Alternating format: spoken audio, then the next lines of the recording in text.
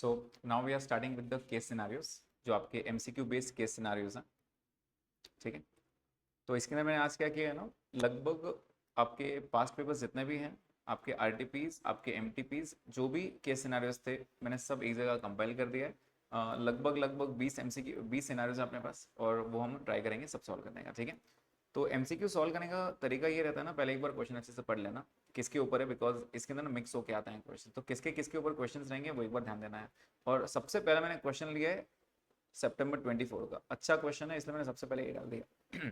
इसके अंदर AS2 13 16 सब लगने वाला है। ठीक है, चलिए स्टार्ट करते हैं question. Mr. Vikram took a loan of rupees 6 lakh carrying interest at the rate 10% per annum on 1st August 2023।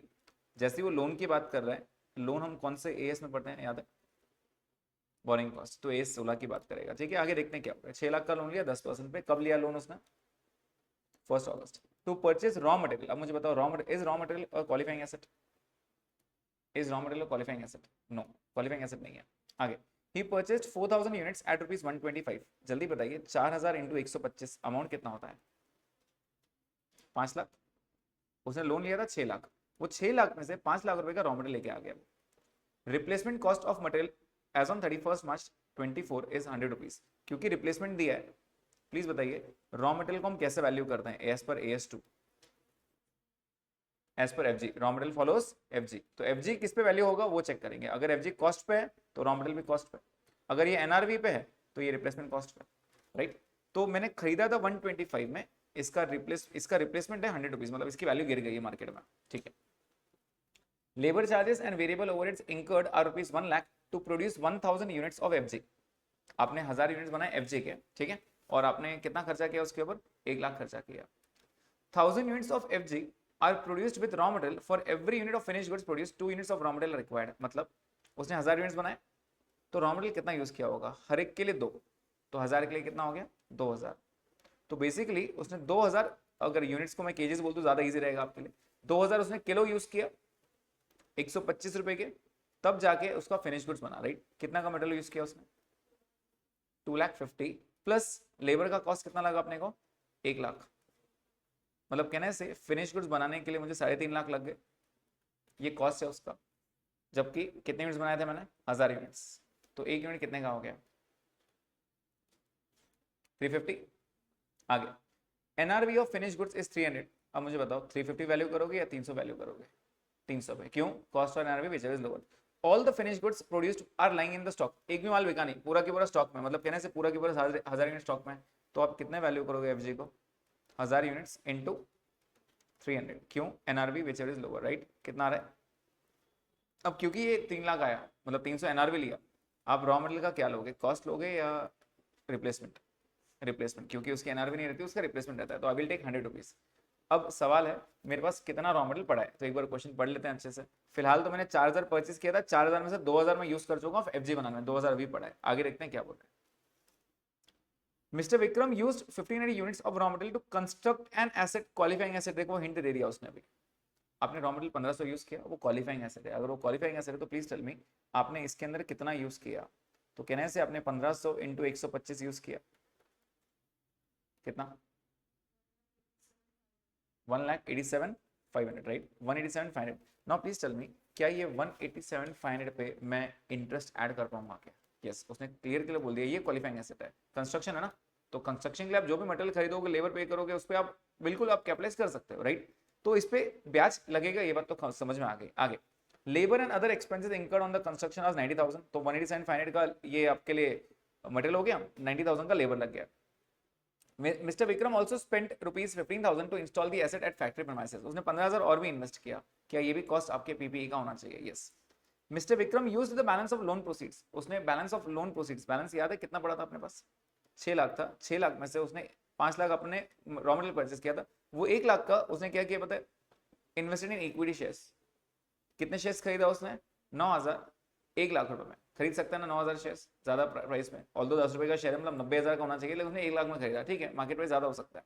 On 25 March P limited declared and paid dividend, उसने शेयर्स खरीदा था P लिमिटेड के, और उसने dividend declare कर दिया 20%। कौन सा ईयर का, 23-24। उसने 25 मार्च 24 को खरीदा, मतलब कहने से almost and of the year में खरीदा, तो ये प्री एक्विजिशन डिविडेंड है या पोस्ट एक्विजिशन है?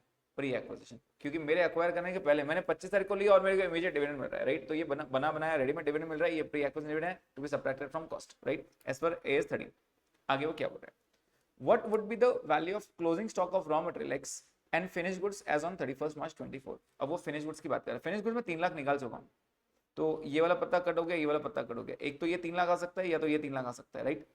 अभी पहले रॉ मटेरियल की बात करते हैं। मुझे बताओ रॉ मटेरियल टोटल कितना था आपके पास, कितना रॉ मटेरियल था? 4000। 4000 में से आपने कितना यूज किया? 2000 एक बार यूज किया FG में और 1500 आपने यूज किया, तो स्टॉक कितना पड़ा है आपके पास? 500। वो 500 का आप किस वैल्यू करोगे, 125 पे या 100 पे? 100 पे। क्यों? क्योंकि आपने FG को NR पे फॉलो किया, तो इसको भी इस पे करना पड़ेगा। कितना आ जाएगा? 50,000। क्या ये 50,000 आ रहा है? यस। पहला option clear. Second, cost of self constructed asset as per AS 10। Check करो आपने क्या क्या यूज किया, ध्यान देना अच्छे से। मैंने रॉ मटेरियल यूज किया, कितना रॉ मटेरियल यूज किया? 1500 यूनिट्स। क्या रेट से? 125 से। कितना हो गया ये? 187,500। उसके बाद मैंने लेबर लगा, लेबर का 90,000 लगा, 90,000। इसके बाद आपका और क्या लगा इसके अंदर? Installation 15,000, installation 15,000। आइडियली इतना आना चाहिए, लेकिन क्या ये रॉ मटेरियल क्वालिफाइंग एसेट था? यस। तो इस पे ब्याज लगेगा। चेक करो ब्याज कितना परसेंट था? 10%। साल भर का नहीं लगा देना, 1 अगस्त से लिया अपन ने। 1 अगस्त से ईयर एंड तक, ये मान के कि ईयर एंड तक ये इनकम्प्लीट है, तो कितना आएगा बोरिंग कॉस्ट? 187,500 पे कितना परसेंट? 9%। कितने मंथ्स के लिए? 10% है, 8 मंथ्स के लिए, राइट? कितना आएगा? 12,500। Can you please add up? Online students answer चाहिए। यस, कितना आ रहा है? 3 लाख। चेक करो आ रहा है क्या सबका? तो इंपॉर्टेंट गेम यहाँ पे ये था, borrowing cost. Important game borrowing cost था, ठीक है। उसके बाद as per AS 16 what will be the amount of interest to be capitalised and amount of interest to be charged to P&L। अब कैपिटलाइज तो अपन ने ऑलरेडी बता दिया, 12,500। जितना ब्याज बाकी रहेगा वो आप P&L को चार्ज कर देना। तो टोटल इंटरेस्ट कितना था वैसे? टोटल इंटरेस्ट 6 लाख का लोन लिया था अपन ने 1 अगस्त के दिन 10% पे, तो 6 लाख पे 10% कितने मंथ्स के लिए? 8 मंथ्स के लिए। कितना आ रहा है टोटल? 40 में से 12,500 में कैपिटलाइज कर रहा हूँ, तो बाकी 27,500 हम P&L को चार्ज करेंगे, खत्म। तो यहाँ पे ये भी हो गया। And what is the carrying amount of investment on 31st March 24। अब इन्वेस्टमेंट पे आ गया AS 13 पे। AS 13 आपको बोलता है भाई तुमने जितना पैसा डाला है ना, उसमें से अगर तुमको डिविडेंड मिलता है प्री एक्विजिशन तो कॉस्ट से माइनस करना चाहिए। आपने कितना इन्वेस्ट किया? 1 लाख। क्या डिविडेंड 20% 1 लाख को मिलेगा? The answer is no. Dividend मिलता है फेस वैल्यू पे। 9,000 शेयर्स थे, 9,000 की फेस वैल्यू 90,000, 90,000 का 20% आपको रेडीमेड डिविडेंड मिला, मतलब 18,000। वो आप कॉस्ट से माइनस करोगे और आपका आंसर आ जाएगा 82,000, which is the carrying amount of investment is 82,000 and the dividend is deducted from the cost of investment. Is the point clear? अब मैंने ना आप लोगों के लिए प्रॉपर सॉल्यूशन लिख के रखा है सो दैट आप जब रिवाइज करोगे तो आपको एक बार पूरा अच्छे से गो थ्रू होना चाहिए, फटाफट आपको ज़्यादा दिमाग नहीं लगाना पड़े। तो आप देखोगे मैंने पहले FG का कॉस्ट निकाला 350, इसको 300 पे वैल्यू किया, आपका आंसर 3 लाख रुपए आ गया, राइट। उसके बाद रॉ मटेरियल में कहाँ कहाँ यूज़ किया, स्टॉक कितना बड़ा है 500, किस पे वैल्यू करोगे, जिस पे FG फॉलो करेगा, राइट। तो मैंने उसको वैल्यू किया, रिप्लेसमेंट कॉस्ट पे 50,000 आ गया। Self constructed asset important borrowing cost ही था, राइट, ये आंसर ले लिया। इन्वेस्टमेंट का cost of investment pre acquisition मैंने माइनस करके खत्म कर दिया। Is the point clear? Okay, so ये आपके क्वेश्चंस थे, आई होप ये पॉइंट क्लियर है। आते हैं नेक्स्ट सिनेरियो पे। ये भी क्वेश्चन पेपर सितंबर 24 का ही है। इसके अंदर 3 AS मिक्स है 4, 9, 29। आपको याद है क्या 4 का नाम क्या है?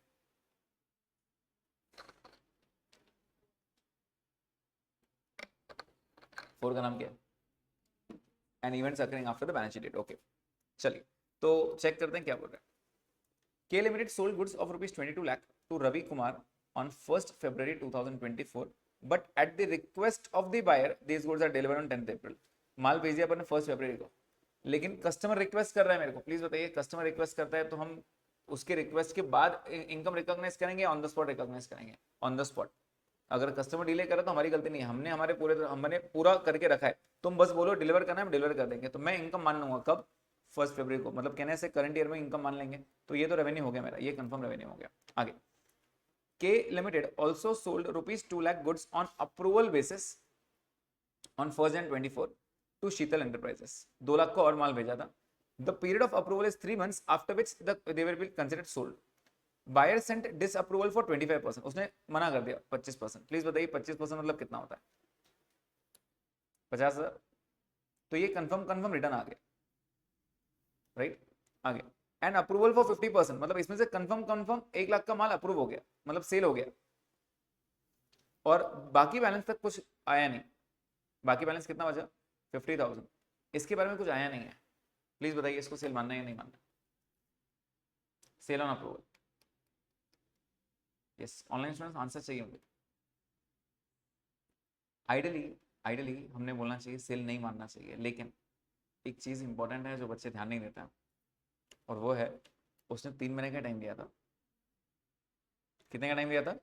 3 महीने का।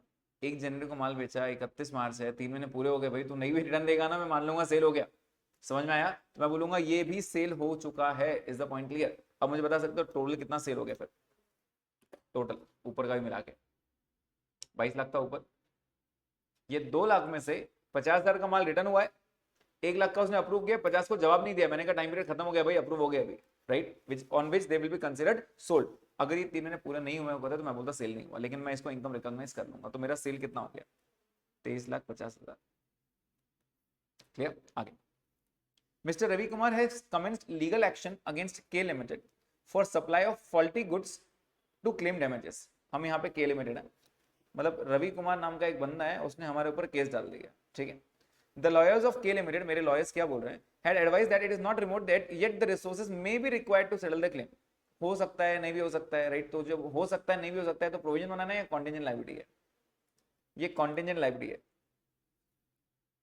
अगर हम मोर देन 50% करेंगे तो प्रोविजन आता है, तो ये कॉन्टिजेंट लायबिलिटी है, ठीक है। Not remote yet the resources may be required, right. आगे, legal cost to be incurred irrespective of the outcome of the case is 45,000। ये कंफर्म देना पड़ेगा क्या? इसका प्रोविजन कंपलसरी बनाना पड़ेगा भाई, provision for outstanding expenses, yes. Settlement amount if the claim is required to be paid is 5 lakh. अगर जरूरत पड़ी तो 5 लाख देना पड़ सकता है। तो मैं बोलूंगा भाई देखो ये कॉन्टिजेंट लायबिलिटी है, ये तो देना ही पड़ेगा ना, तो इसके आउटस्टैंडिंग का प्रोविजन बना के खत्म कर दो। क्लियर है पॉइंट? नेक्स्ट, ये कौन सा एस में लिखा है बताइए क्या? ये वाला कौन सा एस था? ऊपर वाला कौन सा एस था? Revenue recognition, AS9। ये वाला कौन सा एस है? AS29, provisions and contingent liabilities, right. आगे, शीतल enterprises, a trade receivables of K Limited suffered a heavy loss due to an earthquake that occurred on 30 March। वो क्या बोल रहा है? ये मेरा ईयर है, 1 अप्रैल से लेकर 31 मार्च तक, और 30 मार्च एक दिन पहले ही मेरे यहाँ अर्थक्वेक नहीं आया, मेरे डेटर के यहाँ अर्थक्वेक आ गया। तो शीतल एंटरप्राइजेस को मेरा डेटर है, अपने यहाँ पे K Limited है, ठीक है। तो डेटर ने एक बहुत बड़ा लॉस खाया अर्थक्वेक की वजह से। The loss was not covered by any insurance policy in April 24। अब अगले साल की बात करें, अप्रैल में वो इंसॉल्वेंट हो गया। तो क्या ये एडजस्टिंग इवेंट बनता है? यस। क्यों? क्योंकि 31 मार्च के पहले मुझे मालूम था अर्थक्वेक आ चुका है, तो this becomes an adjusting event as per AS4। तो इसका प्रोविजन तो अभी बनाना पड़ेगा। कितना? पूरा के पूरा। कितना? पूरा के पूरा। अच्छा, आपका आंसर फर्क पड़ेगा कि अगर ये अर्थक्वेक 1 अप्रैल को आया होता तो फिर नॉन एडजस्टिंग इवेंट होता है, सिर्फ आपको डिस्क्लोज करना पड़ता है। Is the point clear? तो अभी आप पूरा प्रोविजन बनाओगे। K Limited makes a provision of 5% of bad debts. मैंने कहा 5% जरूरत नहीं भाई, पूरा 75 बना, right. Based on the above information, you are required to answer the following. पहला क्या बोल रहा है? What is the amount to be recognized as revenue as per AS9? अभी ऑलरेडी निकाल लिया अपन ने, 23,50,000, क्योंकि 22 लाख उसने डिले किया, मेरे तरफ से नहीं है। 2 लाख में से 50,000 रिटर्न आ चुका था, 1 लाख अप्रूव हो गया, और 50,000 के बाद जवाब नहीं आया, लेकिन 3 महीने खत्म हो गए, मैं बोलूंगा सेल हो गया। तो ये दोनों सेल हो गए। 1,50,000 प्लस 22 इज 2350, खत्म। Next, what will be the treatment of legal cost and claim for legal action commenced by Mr. Ravi Kumar in the books of K Limited? मैं बोलूंगा भाई देखो प्रोविजन बना दो 45,000 का, और disclosure of contingent liability of 5 lakh. हो भी सकता है देना पड़े, हो सकता है ना भी देना पड़े, इसलिए 5 लाख का हम क्या करेंगे? कॉन्टिजेंट लायबिलिटी बनाएंगे as per AS29। Clear? Next, और भी बताया मैंने आपको कि AS4 बोलता है कि अगर आपको पहले से कुछ मालूम था, एक फर्दर एविडेंस मिल रहा है अगर आपको, तो ये प्रोविजन आप ऑन द स्पॉट बनाओगे। It is an adjusting event, full provision of 75,000 should be made in the final accounts for the year ending 31 March 24। Clear? Okay, next scenario देखते हैं क्या सिनेरियो है। क्वेश्चन पढ़ते हैं। Equity shares of ₹10 each 50,000। ये equity shares हैं, equity share capital नहीं है, मतलब 50,000 शेयर्स है, मतलब कितने के हो जाएंगे? 5 लाख का, ₹5 लाख है ये, ठीक है। Profit on loss debit balance, मतलब लॉस है 50,000 का। 9% डिबेंचर्स है 2 लाख के, लोन फ्रॉम बैंक है 3 लाख का, एडवांस गिवन टू सप्लायर्स है, प्रोविजन फॉर टैक्स है, plant and machinery, furniture, investment है, डेटर्स है, और कैश एंड बैंक बैलेंस है। मतलब हम चाहें तो टी बना के बैलेंस शीट बना सकते हैं, लेकिन देखें आगे क्वेश्चन बोल के रहे हैं। एडिशनल इन्फॉर्मेशन क्या बोल रहा है? On 31st March 23, J Limited decided to reconstruct the company for which necessary resolution was passed. क्या ये कौन सा क्वेश्चन है ये? इंटरनल रिकंस्ट्रक्शन, बराबर. ये क्या है? Internal reconstruction. ठीक है, लॉस दिखाना है यहाँ पे, तो इसलिए वो इंटरनल रिकंस्ट्रक्ट चाहता है. क्या बोल रहा है? 9% debentures to be settled by issuing fully by issuing them 15,000 equity shares 10 each. तो ये जो 9% डिबेंचर्स हैं, ये 2 लाख, इनको क्या करो, इनको 15,000 शेयर्स दो और फुल सेटलमेंट में खत्म कर दो. मतलब 9% डिबेंचर हटा देंगे, कैपिटल एंट्री बोल सकते हो क्या रहेगी? डिबेंचर्स कम हो रहे हैं, 9% debentures to equity share capital, लेकिन कैपिटल तो मैं 15 मतलब 1.5 लाख का दे रहा हूँ, 15,000 शेयर दे रहा हूँ 10 रुपए के, तो अल्टीमेटली 50,000 जो बचा क्या वो फायदा है टू कैपिटल रिडक्शन. आगे, equity share holders will give up 40% of their capital in exchange of allotment of new 11% debentures of rupees 1 lakh. वो बोल रहा है 40% वो गिव अप कर देगा. ठीक है, आगे अपन पढ़ लेते हैं क्वेश्चन, फिर अपन वापस आएंगे. Balance of P&L is to be written off equity shares issued for rupees 1 lakh, मतलब ये फ्रेश इशू है. ये क्या है? Fresh issue. आगे, in addition to the above, following information was also presented by J Limited on 1st April 23. क्या बोल रहा है? Interest is received on advances given to suppliers of goods. Interest मिला. Taxation liability अपने को पे करनी पड़ी. A debtor of 40,000 insolvent, only 40% is recovered from his estate. ठीक है. Dividend is received at ₹1 per share invested. Part of plant is sold at a loss of 3,000 और book value थी 15,000. तो उसने काफी इंफॉर्मेशन दिया. ऊपर वो रिकंस्ट्रक्शन की तरफ चला गया और नीचे आइडियली वो कैश फ्लो की तरफ आ गया. देखें क्वेश्चन क्या बोल रहे हैं. पहला question, the amount of cash flow from operating activity. आप बताओ इसमें से कैश फ्लो तो सबसे पहले कहाँ कहाँ हुआ है वो बताओ.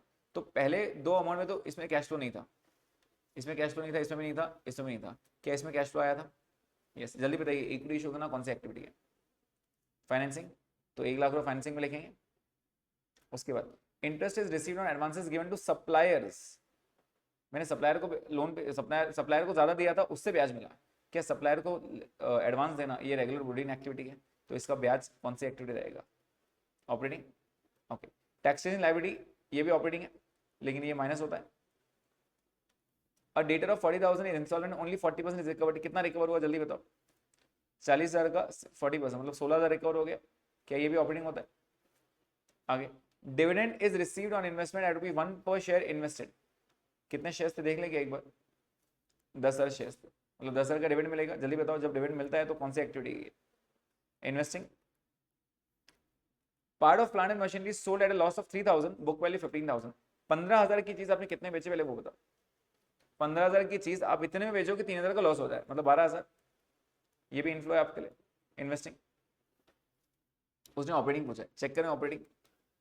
3,000 आया, 14,000 गया, 16,000 वापस आया. कितना बचा? 5. चेक करो 5 आया. सेकंड उसने पूछा इन्वेस्टिंग. इन्वेस्टिंग में क्या क्या था? इन्वेस्टिंग में सिर्फ 2 ही थे.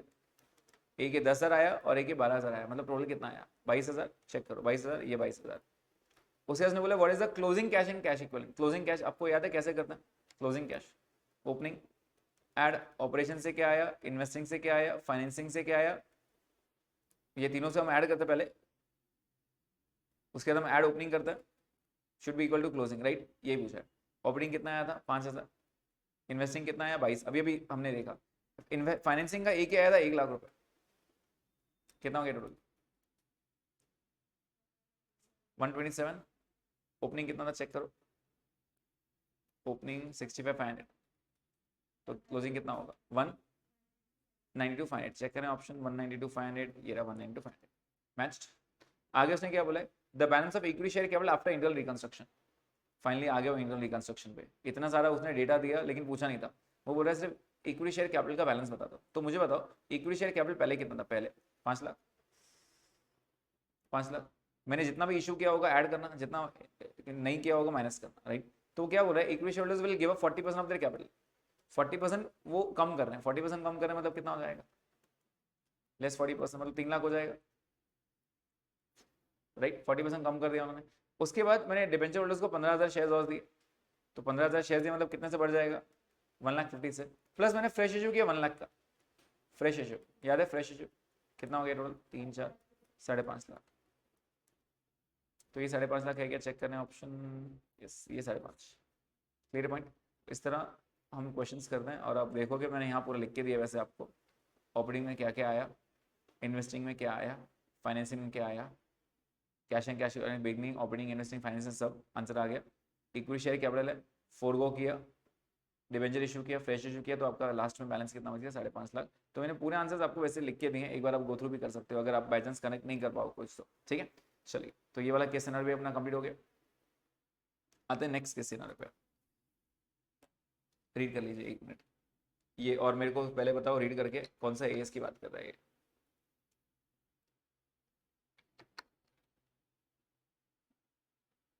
कौन से एएस की बात कर रहा है ये?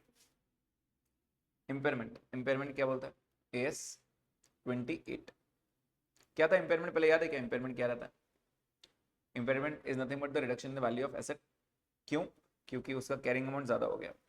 मेरे बुक्स में मान लेते हैं कैरिंग अमाउंट 1000 है, तो हम किससे कंपेयर करते हैं? रिकवरेबल अमाउंट से। Recoverable amount is higher of what? VIU and NSP। उल्टा लिख देते हैं, NSP एंड VIU। NSP क्या रहता है?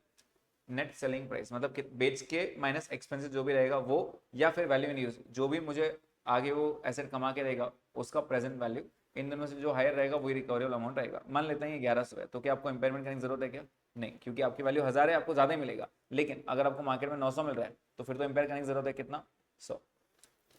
क्लियर? ओके। तो यहाँ पे Surya Limited has two fixed asset. FA1 is being carried on the balance sheet at 600 and FA2 is at 300. तो मैं क्या कर रहा हूँ ना, एक बैलेंस शीट की जगह दो बैलेंस शीट बना रहा हूँ, आपको ज़्यादा इजी लगेगा। दोनों को मिक्स नहीं करूँगा। ये FA1 की बात कर रहा हूँ, ये FA2 की बात कर रहा हूँ। कैरी का अमाउंट कितना है? 600, और ये कितना है? 300। ठीक है, आगे वो क्या बोल रहा है? As at 31 March 24 the value in use of FA1 is 500। वो इसकी बात कर रहे हैं, ठीक है। इसका VIU कितना है? VIU 500 and NSP is 550। जल्दी बताइए इन दोनों में से आप RA किसको लोगे? RA 550 को, विच एवर इज हायर। लेकिन क्या इसकी वैल्यू कम करने की जरूरत पड़ रही है? यस। कितना कम करने की जरूरत पड़ रही है? 50। मतलब 50 का इंपेयरमेंट लॉस बुक करना पड़ेगा। आगे, the company did upward revaluation last year of 20। तो मुझे बताओ, अगर रिवैल्यूएशन रिजर्व रहता है, रिवैल्यूएशन रिजर्व, तो पहला जो 50 रुपये लॉस है, ये पहले पूरा रिवैल्यूएशन लॉस बेयर करेगा। मतलब पहले वो लॉस रिवैल्यूएशन बेयर करेगा, बाकी का जो लॉस है वो पीएनएल बेयर करेगा। एंट्री बता सकते हो क्या रहेगी इस क्वेश्चन में? एसेट की वैल्यू कम करनी तो एसेट क्रेडिट होगा, रिवैल्यूएशन 20 से होगा, और बाकी का नुकसान पीएनएल बेयर करेगा, which is 30। Clear? Okay. Next, आगे वो क्या बोल रहा है? As on 31 March 24 the value in use of FA2 is 350 and NSP is 320। अब FA2 पे आ गया, इसका VIU कितना है? 350 और NSP कितना है? 320। इन दोनों से हायर कौन सा है? 350। अब आपको इंपेयर की जरूरत है क्या? नहीं, no impairment required for FA2। खत्म, क्वेश्चन हो गया अपना। आंसर्स पढ़ लें एक बार क्या है? How much is the total impairment loss of FA1? निकाल लिया भाई 50 lakh. How much impairment loss to be charged to PNL? FA1 का PNL को कितना चार्ज किया हमने? 30 एंड नॉट 50, क्योंकि 20 रिवैल्यूएशन रिजर्व था ना, तो अगर रिवैल्यूएशन रिजर्व है तो पहले वो यूज करेंगे, बाकी बैलेंस PNL यूज करेगा। Next, how much is the total impairment of FA2? नहीं करेंगे भाई, निल FA2, right. And what is the carrying amount on first April of FA1? FA1 को आपने कितना कम किया? 600 को 50 कम किया, तो वैल्यू कितनी बची अभी? 550। That's it, simple. तो आपको इजी 8 मार्क मिल जाता है, ठीक है। एक MCQ आपको 2 मार्क का रहता है। नेक्स्ट से सिनेरियो देखते हैं क्या बोल रहा है। Suman Limited is in the business of manufacturing electronic equipments and selling those at its various outlets. It provides installation services for the equipment sold and also provide free 1-year warranty on all the sold products. वो क्या बोल रहा है? सबसे पहले वो समझो अभी। वो बोल रहा है मैं AC बेचूंगा, इंस्टॉल भी करा के दूंगा, प्लस 1-year वारंटी भी करके दूंगा। 1-year warranty. अब पहले तो बात समझो, ये दो कौन से AS इन्वॉल्व है यहाँ पर। आप AC बेच रहे हो, इंस्टॉल करवा के दे रहे हो। मुझे एक बात बताइए, क्या आप सिर्फ AC बेच सकते हो विदाउट इंस्टॉलेशन? हाँ या ना? यस। क्या आप सिर्फ इंस्टॉलेशन का पैसा चार्ज कर सकते हो? यस। मतलब ये हो गया रेवेन्यू रिकॉग्निशन के लिए AS9। और 1-year वारंटी, वारंटी के लिए मैं क्या बनाता है? प्रोविजन। और प्रोविजन कौन से AS में आता है? 29। तो फिलहाल क्वेश्चन पढ़ के आपको ये एनालाइज होना चाहिए आप कौन से AS में आ रहे हो, राइट। तो we have 9 and 29 in this scenario. क्या ये पॉइंट क्लियर है? ओके, आगे बात करते हैं। अच्छा, मुझे एक बात बताइए, जिस दिन AC बेचा उसी दिन इंस्टॉल होगा, ऐसा रूल है क्या? अब सिंपल सी बात बोल रहा हूँ, अगर AC मेरा मान लेता है 25,000 का एग्जाम्पल, और इंस्टॉलेशन के अलग से मैं 2,000 चार्ज करता हूँ, तो जिस दिन मैंने एसी बेचा मैंने 27,000 का रेवेन्यू बुक करना चाहिए, 25 का रेवेन्यू बुक करना चाहिए? जिस दिन एसी बेचा उस दिन 25 करना चाहिए, 27? मैं बोलूंगा 25। एसी बेचा है, इंस्टॉलेशन बाकी है ना। मान लेते हैं इंस्टॉलेशन में 3 दिन के बाद करता हूँ, तो फिर 3 दिन के बाद 2,000 इनकम मानना, अब भी 27 नहीं मानना। समझ में आएगा? हाँ, फिर 3 दिन के बाद भी आप पूरा 27 मान सकते हो। क्या ही पॉइंट क्लियर है? इन शॉर्ट, यहाँ पे आपका परफॉर्मेंस ऑब्लिगेशन देखा जाता है। ऑब्लिगेशन क्या है? तो आपने जब एसी बेचा तो आपके ऑब्लिगेशन 2 थे। एसी बेचना भी एक ऑब्लिगेशन था और इंस्टॉल करवाना ये भी आपका ऑब्लिगेशन। जब आपके सारे ऑब्लिगेशन कंप्लीट हो जाएंगे, सारा सब कुछ परफॉर्म कर लिया आपने, तब आप इनकम मान सकते हो। क्लियर है क्या? ओके। वारंटी के लिए आइडियली हमने प्रोविजन बनाना चाहिए। चेक करते हैं क्या बोल रहा है question. Beach resorts are leading resorts in the city. It purchased 5 air conditions from Suman limited. अपना कंपनी का नाम है सुमन लिमिटेड और उसने अपने से 5 एसी परचेस किया for its resort. Suman limited sold 5 ACs to beach resort for ₹45,000 each. हमने 45,000 में बेचा उसको, विच इंक्लूड्स इंस्टॉलेशन ऑफ 1,000। तो मैं बोलूंगा भाई इसको 44 और 1 कर, फिर अलग अलग। इसके अंदर 1000 रुपए इंस्टॉलेशन है, मतलब इंस्टॉलेशन का 1000 है, 44 एसी के, बराबर। आगे, the company also offers 1 year warranty for any repair. 1 year warranty provision आ गया भाई, इसमें माइनस नहीं करना कुछ भी। The company also offered 500 as per AC as per trade discount. और ये तो ट्रेड डिस्काउंट भी हो गया, इसका मतलब 45 में बेगा ही नहीं वो। 45 में से अपन ने 500 रुपए ट्रेड डिस्काउंट दिया उसको, तो बचा कितना? 44,500। इसमें से 43,500 एसी का है और 1000 रुपए आपका इंस्टॉलेशन का है। क्या ही पॉइंट समझ में आ रहा है? ओके, आगे वो क्या बोल रहा है। Beach resort placed order on 15th March and made payment on 20 March. Payment कब दे रहे हो कुछ फर्क नहीं पड़ता, आप जिस दिन डिलीवरी दोगे उस दिन बुक करना। The ACs were delivered on 27th मार्च। मैं रेवेन्यू कब बुक करूं? 15 मार्च को, जब उसने ऑर्डर दिया, जब पेमेंट दिया, या हमने डिलीवर किया? जब हमने डिलीवर किया। समझ में आ रहा है? तो हम रेवेन्यू कब बुक करेंगे? जब हम डिलीवर करेंगे, हमारी तरफ से पार्ट खत्म हो गया, right. And the installation was complete on 5th अप्रैल। अब मुझे बताइए, 27 मार्च तो ईयर एंड के पहले आ गया, लेकिन आपने इंस्टॉल किया 1 अप्रैल के बाद, मतलब 31 मार्च के बाद, अगले साल में। तो जल्दी बताइए, क्या इस साल रेवेन्यू बुक करना चाहिए या पूरा के पूरा अगले साल में डालना चाहिए? इंस्टॉलेशन अगले साल में जाना चाहिए, लेकिन एसी तो आज बेचा ना मैंने, एसी तो आज बेचा ना मैंने, तो एसी का अमाउंट इस साल आएगा, इंस्टॉलेशन अगले साल जाएगा। प्लीज बताइए, एसी कितने का था? 43,500 का। कितने एसी थे? 5। कितना रहेगा? ये मैं बुक करूंगा अभी, प्लस इंस्टॉलेशन का भी करूंगा। इंस्टॉलेशन कितना था? 1000 इंटू 5 कितना? 5,000। इसको बोलूंगा अगले साल में लेके जा। Is the point clear? क्योंकि ईयर चेंज हो गया ना, अप्रैल में चला गया, मार्च में रहता तो बात समझ में आती है, लेकिन अप्रैल में चले गया, अब नेक्स्ट ईयर में चले गए, नेक्स्ट ईयर में चलेगा तो उसको नेक्स्ट ईयर की इनकम माननी पड़ेगी। Is the point clear? Right, check करें क्या बोल रहा है question. How much revenue to be recognised by the company for the year 31 March 24? Current year में 2,17,500 भी निकाला अपन ने। How much revenue should be recognised in the financial 24-25? अगले साल 5,000 निकाला अपन ने इंस्टॉलेशन का। What will be the accounting treatment for trade discount? क्या किया बेटा? ट्रेड डिस्काउंट का आपने माइनस किया। The trade discount are deducted in determine the revenue. किया ना अपन ने minus? Yes. Next, is the company required to do accounting for year 1 warranty provided by? क्या करना पड़ेगा? तो आंसर बोला हाँ, करना तो पड़ेगा। वारंटी है तो जो भी पास्ट रिकॉर्ड आपके रहे होंगे, परसेंटेज के हिसाब से मान लेते हैं 2%, 3%, 4% रिपेयर का कॉस्ट आता है, तो वो उतना बना के खत्म कर देना। तो as there exist a present obligation to provide warranty to customers for 1 year, the company should estimate the amount that it may incur considering various factors including past trends and create a provision as per AS 29। समझ में आएगा? तो ये वाला AS theoretical था, कुछ practical लगा नहीं आपको, बस ये मैंने आपको इसमें बताया कि आप इनकम कब मानोगे? जब आपको ऑब्लिगेशन कंप्लीट हो गया, उसको इनकम मान लो, बात खत्म। क्लियर? यहाँ तक कोई क्वेरी? चलिए नेक्स्ट क्वेश्चन देखते हैं। अब ये क्वेश्चन ना थोड़ा अजीब क्वेश्चन है। आधा क्वेश्चन पढ़ने के बाद बच्चे बोलते सर ये अभी नहीं करेंगे, लास्ट में टाइम मिला तो करेंगे, नहीं तो छोड़ देंगे, ऐसा वाला क्वेश्चन है ये, ठीक है। अब जब रीड करूंगा आपको खुद को भी समझेगा क्या चीज़ है ये। तो उसने बोला आरटीएस लिमिटेड, या तो आरटीएस बोलो या तो कंपनी बोलो, आरटीएस लिमिटेड मतलब कंपनी, ठीक है, is engage in the business of manufacturing equipment components.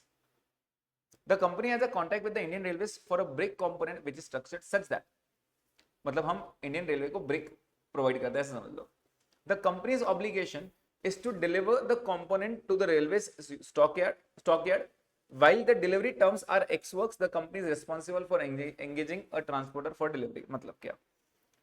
मैं कंपनी हूं, आप रेलवे हो, ठीक है, मेरा काम है मैं यहीं से डिलीवरी दूंगा आपको, लेकिन मतलब डिलीवरी का जो भी चार्ज रहेगा वो आप पे करोगे, लेकिन डिलीवरी मैं अरेंज करा के दूंगा, मतलब जो बंदा रहेगा पहचान करेगा, टेंशन नहीं लेना, ठीक है। तो द कंपनी मतलब मैं रिस्पॉन्सिबल हूँ ट्रांसपोर्टर अरेंज करने के लिए, लेकिन वो एक्स वर्क्स रहेगा, मतलब मेरी फैक्ट्री का जो मैंने आपसे चार्ज किया है ना वो मेरी फैक्ट्री का कॉस्ट है, ट्रांसपोर्टेशन आपको बेयर करना पड़ेगा। ठीक, आगे railway sends an order for a defined quantity, जब भी ऑर्डर देना है मेरे को कंफर्म बता दो भाई कितने चाहिए, 15 चाहिए, 20 चाहिए, 25 चाहिए, वो कंफर्म ऑर्डर दोगे तो ही मैं बना के दूंगा। The company manufactures the required quantity and informs railway for carrying out the inspection, जैसे मेरा हो जाता है मैं कॉल करता हूँ, सर रेडी हो गया आके चेक कर लो। ठीक है, railway representative visit the company's factory and inspect the components and mark each component with a quality check sticker, तो उसके बाद आप बंदे भेजते हो और सब चेक करवाते हो सब बराबर है क्या, जैसे ही आपने चेक कर लिया आपके लोग उसको स्टैम्प कर देता है कि ये ओके है, okay tested, right. Goods once inspected by railways are marked with the hologram sticker to earmark for delivery identification by the customer when they are delivered to the customer's location। जैसे ही आप okay कर देते हो मैं उसको hologram sticker लगा देता हूँ so that आप पहचान लो कि ये आपका ही माल है, आपका ओके टेस्टेड वाला है। ठीक है, the company raises invoice once it dispatches the goods, और मैं बिल कब बनाऊंगा, जैसे मैं डिस्पैच करूंगा। अब यहाँ पे सबसे इंपॉर्टेंट चीज है, मैंने रेवेन्यू कम मानना चाहिए, उसने इतना बड़ा डिटेल दिया आपको। सबसे पहले आप मुझे ऑर्डर दोगे, डिफाइंड ऑर्डर दोगे, कंफर्म ऑर्डर दोगे, उसके बाद मैं वो बनाऊंगा, फिर मैं कॉल करूंगा सर आके चेक करो, आप आके चेक करोगे, चेक करने के बाद आप स्टिकर लगाओगे, स्टिकर लगाने के बाद मैं आपको भेजूंगा, भेजने के बाद मैं बिल बनाऊंगा। जल्दी बताओ इस पूरे प्रोसीजर में मैंने रेवेन्यू कब रिकॉग्नाइज करना चाहिए, मैंने इनकम कब मानना चाहिए, कब आपके पार्ट से सब कुछ खत्म हो गया, जब वो डिलीवर किया। ओके, और यहाँ पे जब उसने इंस्पेक्शन किया ना मेरा काम तभी खत्म हो गया था। भाई तूने चेक किया, तेरे हाथ से देख ले, मेरा मेरा काम खत्म हो गया, तूने स्टिकर लगाया मतलब ये ओके, मेरा पार्ट खत्म हो गया। अब डिलीवरी वैसे भी मेरी नहीं थी ना, डिलीवरी तो आपकी तरफ थी, हाँ मैं बंदा अरेंज करके दूंगा, मेरा काम हो गया, मेरा काम था तेरे को आके चेक कराना, मैंने चेक करा दिया, अब जिम्मेदारी तेरी है यहाँ से आगे। समझ में आया? अब अगर ट्रांसपोर्ट में कुछ हुआ तो मेरे ऊपर नहीं आना, तूने चेक करके लिया, मेरा कुछ नहीं है। समझ में आ रहा है? तो मैं जिस दिन इंस्पेक्शन हो गया उस दिन इनकम मांग के खत्म कर दूंगा, बात खत्म। Is the point clear? Okay, ये हो गया पहला पॉइंट। आगे देखते हैं क्या बोल रहा है। ये ना कुछ काम के नहीं है, उसने ऐसे ही दिया है बच्चों को और कंफ्यूज करने के लिए। The management of RTS is under discussion with the auditors of the company in respect of accounting of the critical matter as regards its accounting with respect subsequent events, that is event after the reporting period. They have been checking as to which one of the following events after the reporting period provide evidence of conditions that existed at the reporting period: nationalization or privatization by government, out of court settlement of a legal claim, right issue of equity shares, strike by workforce, announcing a plan to discontinue operation। वो उसने सब ऐसे plan लिख के दिया। देखेंगे MCQ में question क्या है। The company has received a grant, कौन सा एएस है? AS12। ऊपर वाला कौन सा एएस था? रेवेन्यू रिकॉग्निशन मतलब 9, राइट? ये AS12 पे आ गया। क्या बोल रहा है? ₹8 crores from the government for setting up factory in the backward area. AS12 याद दिलाओ जल्दी से अभी। AS12 5 पॉइंट्स थे अपने, याद है क्या? AS12 5 पॉइंट्स थे। पहला, receive for fixed assets, second receive for non depreciable fixed asset मतलब लैंड, पैसा मिल रहा है, जमीन नहीं मिल रही है, पैसा मिल रहा है, दोनों के लिए पैसा मिल रहा है। तीसरा, cash received for backward area promoters contribution. Fourth, for revenue expenses. And fifth, पैसा नहीं मिला, इन काइंड मतलब कुछ एसेट मिला, तो क्या रिकॉर्ड करना चाहिए? हाँ, रिकॉर्डेड सम नॉमिनल वैल्यू। फिक्स्ड एसेट में दो चीजें थी, क्या थी जल्दी बताइए? या तो रिड्यूस फ्रॉम कॉस्ट या तो डिफर इट। डिफर करेंगे तो वो जाएगा वापस पीएनएल में, लेकिन over the period of life जैसे डेप्रिसिएशन जाता है वैसे। नॉन डेप्रिसिएबल एसेट, आप लैंड को कम करोगे मतलब कॉस्ट से कम कर दो या फिर कैपिटलिज्म में ट्रांसफर कर दो। Backward area, it is in the nature of promoters contribution, can never be distributed as dividend, can not be set used to carry set off past losses, right? उसको आप यूज नहीं कर सकते, वो capitalism में जाएगा। रेवेन्यू आइटम है तो या तो रेवेन्यू से माइनस करो या फिर उसको पीएनएल क्रेडिट बता दो, अगर 2 साल के लिए तो डिफर कर दो।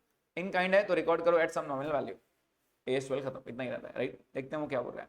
तो उसने बोला द कंपनी 8 करोड़ मिला, the company distribute 2 crore dividend. मैंने बोला गलत किया भाई, ऐसा थोड़ी चलता है। 8 करोड़ बैकवर्ड एरिया के लिए कैपिटलिज्म में जाना चाहिए, it can not be used to distribute dividend.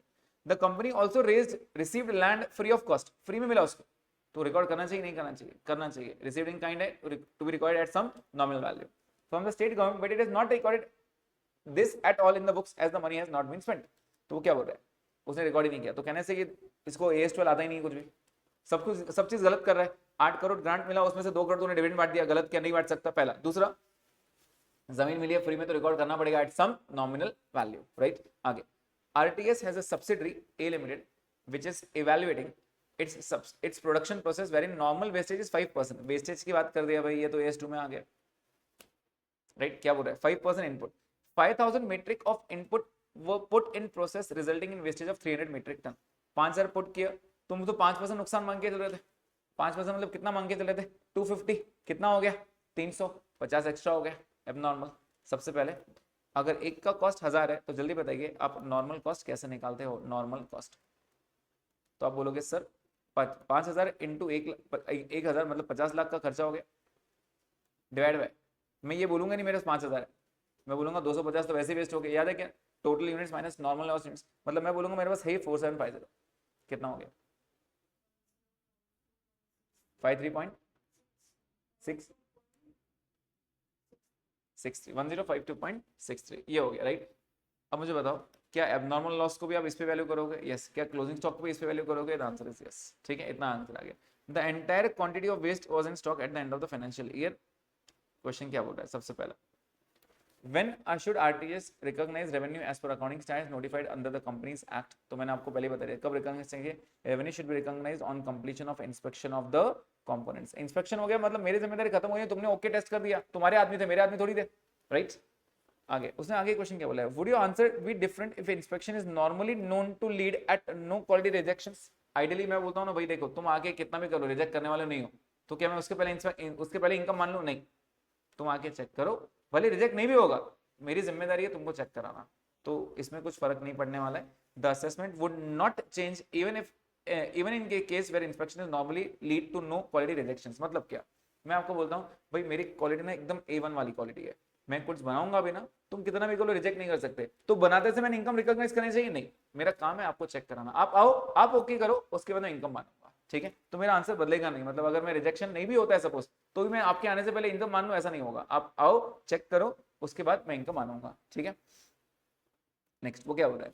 In respect of A limited with reference to accounting standard notified under the companies act what would the value of inventory to be recorded in the books of accounts? Inventory बोल रहे हैं, अब मुझे बताओ कितना inventory आपके? 4700, 300 तो खराब हो गया ना, 4700 है, आप कितने पे वैल्यू करोगे उसको?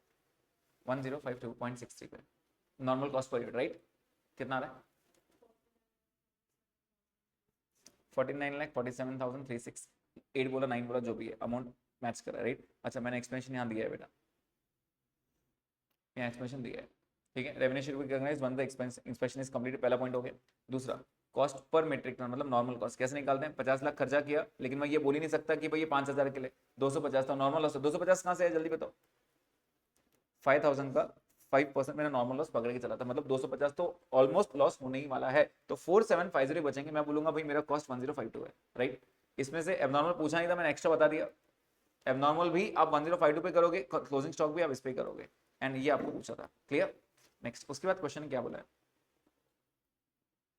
क्वेश्चन बोल रहा है please guide regarding the accounting treatment of both the grants mention above in line with the requirements of AS12। मैं उसको बोलूंगा तूने दोनों गलती किया, तो नीचे ऑप्शन देख लो, यहाँ पे distribution of dividend out of grant is incorrect, in the second case land should be recorded in books at some nominal value. खत्म, क्लियर है?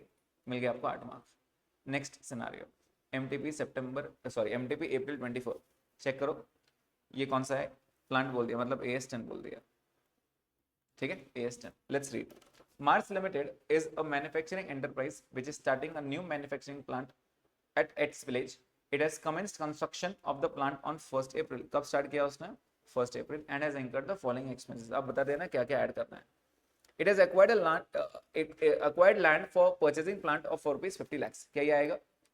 लैंड का कॉस्ट है 50 lakhs, okay. It incurred ₹35 lakh for the material and labor cost for developing the product. आएगा? Yes. The company incurred ₹10 lakh for HO expenses at New Delhi, which included rent, employee cost and maintenance.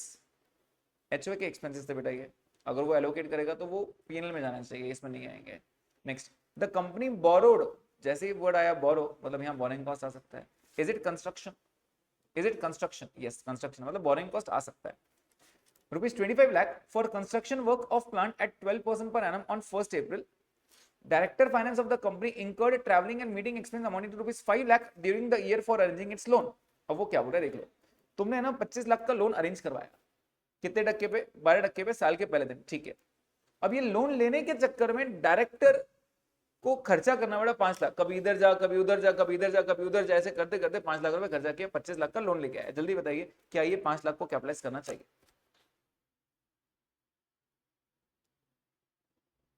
बच्चे यहाँ आके रुक जाता है। अगर ये 5 लाख तुमने ऊपर नहीं प्लस माइनस किया तो खत्म हो गई बात, आप गलत कर दोगे।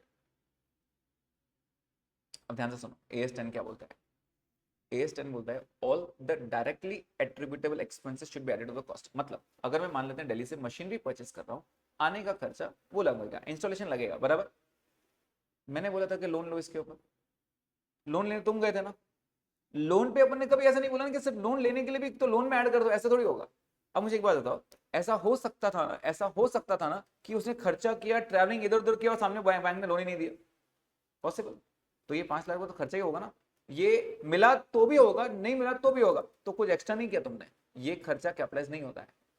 मशीनरी लाने के लिए कुछ खर्चा करो तो बात अलग है, तुम लोन लेने के लिए खर्चा करो तो ये कॉस्ट मेरा मशीनरी का नहीं है। Are you getting this point? So this is not to be added, this is one of the important point. ठीक है, आगे। On November 123, the construction activities of the plant were interrupted as the local public along with the activities had raised issues relating to environment impact of plant being constructed. Due to allegation, the construction activities came to standstill for 3 months. अब यहाँ पे क्योंकि मैं plant machinery डाल रहा था, normally जो आसपास के लोग रहते हैं पॉलिटिक्स वाले आ जाते हैं और वो अपना पॉलिटिक्स लेने शुरू हो जाते हैं, वोट बैंक के चक्कर में, ये कंपनी यहाँ पॉल्यूशन करेगी, हम यहाँ नहीं बनने देंगे, बात खत्म। तो नहीं बनने देंगे, क्या किया उसने, उन्होंने 3 महीने रोक लगा दी, काम ही नहीं, काम चल रहा ही नहीं था, तो 3 महीने बंद हो गया। प्लीज बताइए क्या कैपिटलाइजेशन हो सकता है क्या ये 3 महीनों में? AS16 क्या कैपिटलाइजेशन हो सकता है क्या? नहीं, वहां पे आता है पॉइंट सस्पेंशन का, वहां पे क्या आता है? पॉइंट सस्पेंशन का। It suspended to be, it is suspended to be capitalized. मतलब क्या? वो 3 महीने का खर्चा आपको पेल में डालना पड़ेगा, उसका ब्याज मैं कैपिटलाइज करने नहीं दूंगा, काम बंद था ना तो सस्पेंड करो। Is the point clear? तो ये सस्पेंड होगा। आगे, with the help of government and NGOs the application was over by February 28। अब उन्होंने खेल खेल लिया यहाँ पे, यहाँ बोलते हैं 3 महीने 1 नवंबर, और यहाँ बोलते हैं 28 फरवरी को वर्क अपलिफ्ट हुआ। 28 फरवरी को, प्लीज बताइए 1 नवंबर से 28 फरवरी कितने महीने होता है? नवंबर, दिसंबर, जैन एंड फेब, राइट। तो यहाँ पे आपका काम 3 महीने नहीं 4 महीने बंद था, उन्होंने बोल तो दिया 3 महीने, तो फिर यहाँ 28 कैसे हुआ? अरे वो 3 महीने के बाद गवर्नमेंट ने हेल्प करना शुरू किया, एनजीओ आए, तो उनके साथ लड़ते लड़ते लड़ते लड़ते 28 फरवरी को फाइनली चालू हुआ। समझ में आया? तो 4 महीने मेरा काम बंद था, 3 महीने नहीं। इंस्टीट्यूट ऐसे करेगी कंफ्यूज करने के लिए कि मैं 3 महीने बंद था तो 3 महीने का सस्पेंड कर देते बच्चे, 3 महीने नहीं 4 महीने आएगा। Is the point clear? आगे, and the work resumed. However, to balance the impact on environment, government ordered the company to install certain devices for the company which had to incur 6 lakh rupees. Government ने बोला भाई ये देखो ये तो करना ही पड़ेगा, तो क्या ये 6 लाख में प्लांट का कॉस्ट है? यस, ये ऐड कर देना। डेप्रिसिएशन 10% देना। प्लीज बताइए डेप्रिसिएशन कब स्टार्ट होता है? 1 अप्रैल 2024। तो अपन अभी 31 मार्च 24 की बात कर रहे हैं, तो कितना डेप्रिसिएशन चार्ज करेंगे? चलो पहले कॉस्ट की बात कर लेंगे, कॉस्ट में क्या क्या आएगा। चलो कॉस्ट की बात करते हैं। क्या ये 50 लाख आएगा? On your calculators take 50 lakh on your calculator, 50 lakh आएगा। 35 लाख आएगा मटेरियल का कॉस्ट, यस। ये 10 लाख एचओ के आएंगे क्या? नहीं। 25 लाख जो बोरो किया उस पर ब्याज आएगा, आएगा 12% आएगा, लेकिन पूरे साल भर का नहीं आएगा। क्यों नहीं आएगा? बीच में कितने महीने बंद था? 4, तो इसका 8 महीने का ब्याज ऐड कर दो। 25 लाख पे 12% 8 महीने का कितना आता है? 2 लाख। आगे, ऑन नवंबर 1, ये तो अपन देख लिया, 6 लाख ऐड करो, कितना कॉस्ट हो गया? कितना? 93 लाख। यस, आंसर्स आ रहे हैं यहाँ पे, yes. Okay, Asmita is on fire, full उसने भर दिया पूरा मैसेज। ओके गुड, बाकी सभी आंसर तो बेटा। चलिए, तो 93 लाख आ गई है। आगे वो क्या बोल रहा है? डेप्रिसिएशन कितना? तो रूल ये बोलता है depreciation is charged from the day it is ready to use. कहाँ लिखा है रेडी हुआ है? अभी तक बने ही जा रहा है, बने ही जा रहा है। 31 मार्च तक भी उसने बोला है क्या बना है? नहीं, तो डेप्रिसिएशन लूँ कैसे मैं? तुम रेडी तो करो पहले, उसके बाद डेप्रिसिएशन की बात करो। तो ये कंफ्यूज करने के देते हैं वो बच्चे, क्या करते हैं 93 लाख 10% डेप्रिसिएशन। अरे क्यों करूंगा डेप्रिसिएशन? रेडी नहीं हुआ है ना, अभी तक बन ही जा रहा है, उसने काम अपलिफ्ट कराया, अभी भी काम चालू ही है, बनने तो दो उसको, रेडी तो होने दो। चलो एक बात मान लेते हैं, एग्जाम्पल देता हूँ। इसी क्वेश्चन में अगर मैं बोलूं 1 जनवरी रेडी हो गया था, चलो एक काम करो 28 फरवरी ना 1 मार्च को रेडी हो गया, 1 मार्च रेडी हो गया, जल्दी बताइए डेप्रिसिएशन कितना आएगा। अगर 1 मार्च को रेडी हो जाता तो डेप्रिसिएशन कितना आता? अभी भी 99% बच्चे गलती करेंगे। आइडियली बच्चे बोलते हैं सर 93 लाख पे 10% फॉर 1 मंथ, बराबर ना? आप ये चीज क्यों बोल जाते हुए 93 लाख में एक जमीन भी है क्या जमीन ऊपर? 50 लाख की जमीन थी बॉस, उस पर कैसे डेप्रिसिएशन आएगा? तो ये 93 के 2 बंटवारे करने पड़ेंगे, एक 50 लाख का, एक प्लांट 43 डेप्रिसिएट होगा, 50 डेप्रिसिएट नहीं हो सकता है। Are you getting this point? तो ये चीजें ध्यान देने वाली है। Land is a non depreciable asset, AS10 भी आपको ये सिखाता है लैंड पे डेप्रिसिएट नहीं करना। तो तुम जमीन का कॉस्ट कैसे ऐड कर रहे हो? समझ में आ रहा है? तुम पीपी बता सकते हो लेकिन डेप्रिसिएट नहीं कर सकते उसको। Is the point clear? Yes. तो अभी क्वेश्चन पढ़ें क्या बोल रहे हैं। Which of the following expenses can not be included in the cost of plant? HO। Amount of borrowing cost that can capitalized 2 lakh, अभी बात हुई। The total cost of plant 93, अभी अपन ने ऐड किया total. The amount of depreciation nil, नहीं charge करेंगे भाई क्योंकि रेडी नहीं हुआ है, रेडी तो होना तो उस पर चार्ज करेंगे, राइट? तो ये पूरा सॉल्यूशन मैंने यहाँ पे आपको लिख के दिया है। Is the point clear? यहाँ पे 8 महीने लिखा है, क्यों 8 महीने लिखा है? Suspension for November, December, Jain and Feb also. बच्चे यहाँ पे 9 मंथ्स ले लेते हैं, सर 3 महीने काम बनता ना, 9 महीने का चार्ज करो। क्यों 9 महीने का भाई? तुम डेट तो चेक करो, 28 फरवरी को चालू किया मैंने, 4 महीने काम बनता, राइट? डिवाइस इंस्टॉलेशन भी ऐड करेंगे। और क्या लिखा है? Since the completion date is not given there will be no depreciation for this year. Complete करो उसके डेप्रिसिएशन चार्ज करो। HO expenses cost of arranging the loan are not to be capitalized. ये important point था, cost of arranging the loan. बच्चे इसमें गड़बड़ करते हैं बहुत, 5 लाख ऐड कर देते हैं, सर लोन में ऐड कर दो, तो ये ऐड नहीं होता है। Is the point clear? Okay, moving head. अच्छा क्वेश्चन था ये, पीपी पे 1-2 अच्छे क्वेश्चन और भी अच्छे क्वेश्चन हैं। ओके, बिलव्ड फाइनेंस लिमिटेड, ये ना फाइनेंस लिमिटेड है, रेगुलर कंपनी नहीं है, इसका काम ही फाइनेंस बांटना है। समझ में आ रहा है? ये वर्ड ही इंपॉर्टेंट था यहाँ। तो अब मुझे बताइए, अगर ये फाइनेंस लिमिटेड है, क्या लोन देना और लोन लेना इसका रेगुलर काम है? तो उस पर जो ब्याज रहेगा क्या ये उसका रेगुलर ऑपरेटिंग एक्टिविटी माना जाएगा? यस, ये इंपॉर्टेंट वर्ड है। तो ये पूरे केस सिनेरियो में ये वर्ड ही इंपॉर्टेंट है, ठीक है? तो Beloved Finance Limited is a financial enterprise which is in the business of lending loan to small business and earn interest on loans. तो अपन नॉर्मली स्मॉल बिजनेस को लोन देते हैं और उससे ब्याज कमाते हैं। ये मेरा रेगुलर ऑपरेशन है, it is not investing, it is operating, ठीक है?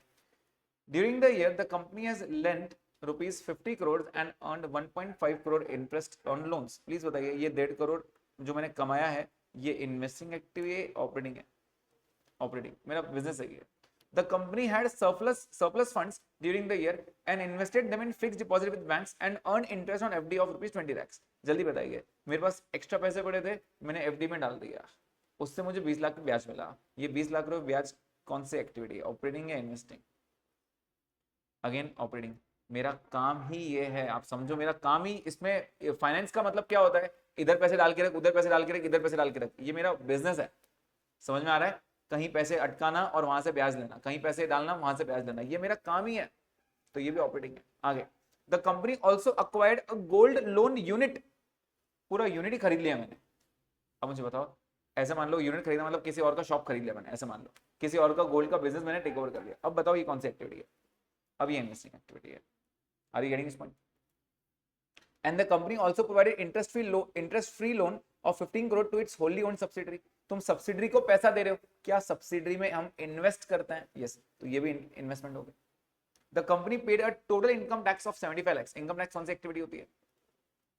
Unless and until mention operating. लेकिन इसके ऊपर और ट्विस्ट आ सकता है, अगर वो बोलता कैपिटल गेन टैक्स है, अगर वो बोलता कैपिटल गेन टैक्स है तो कौन सी एक्टिविटी होती है?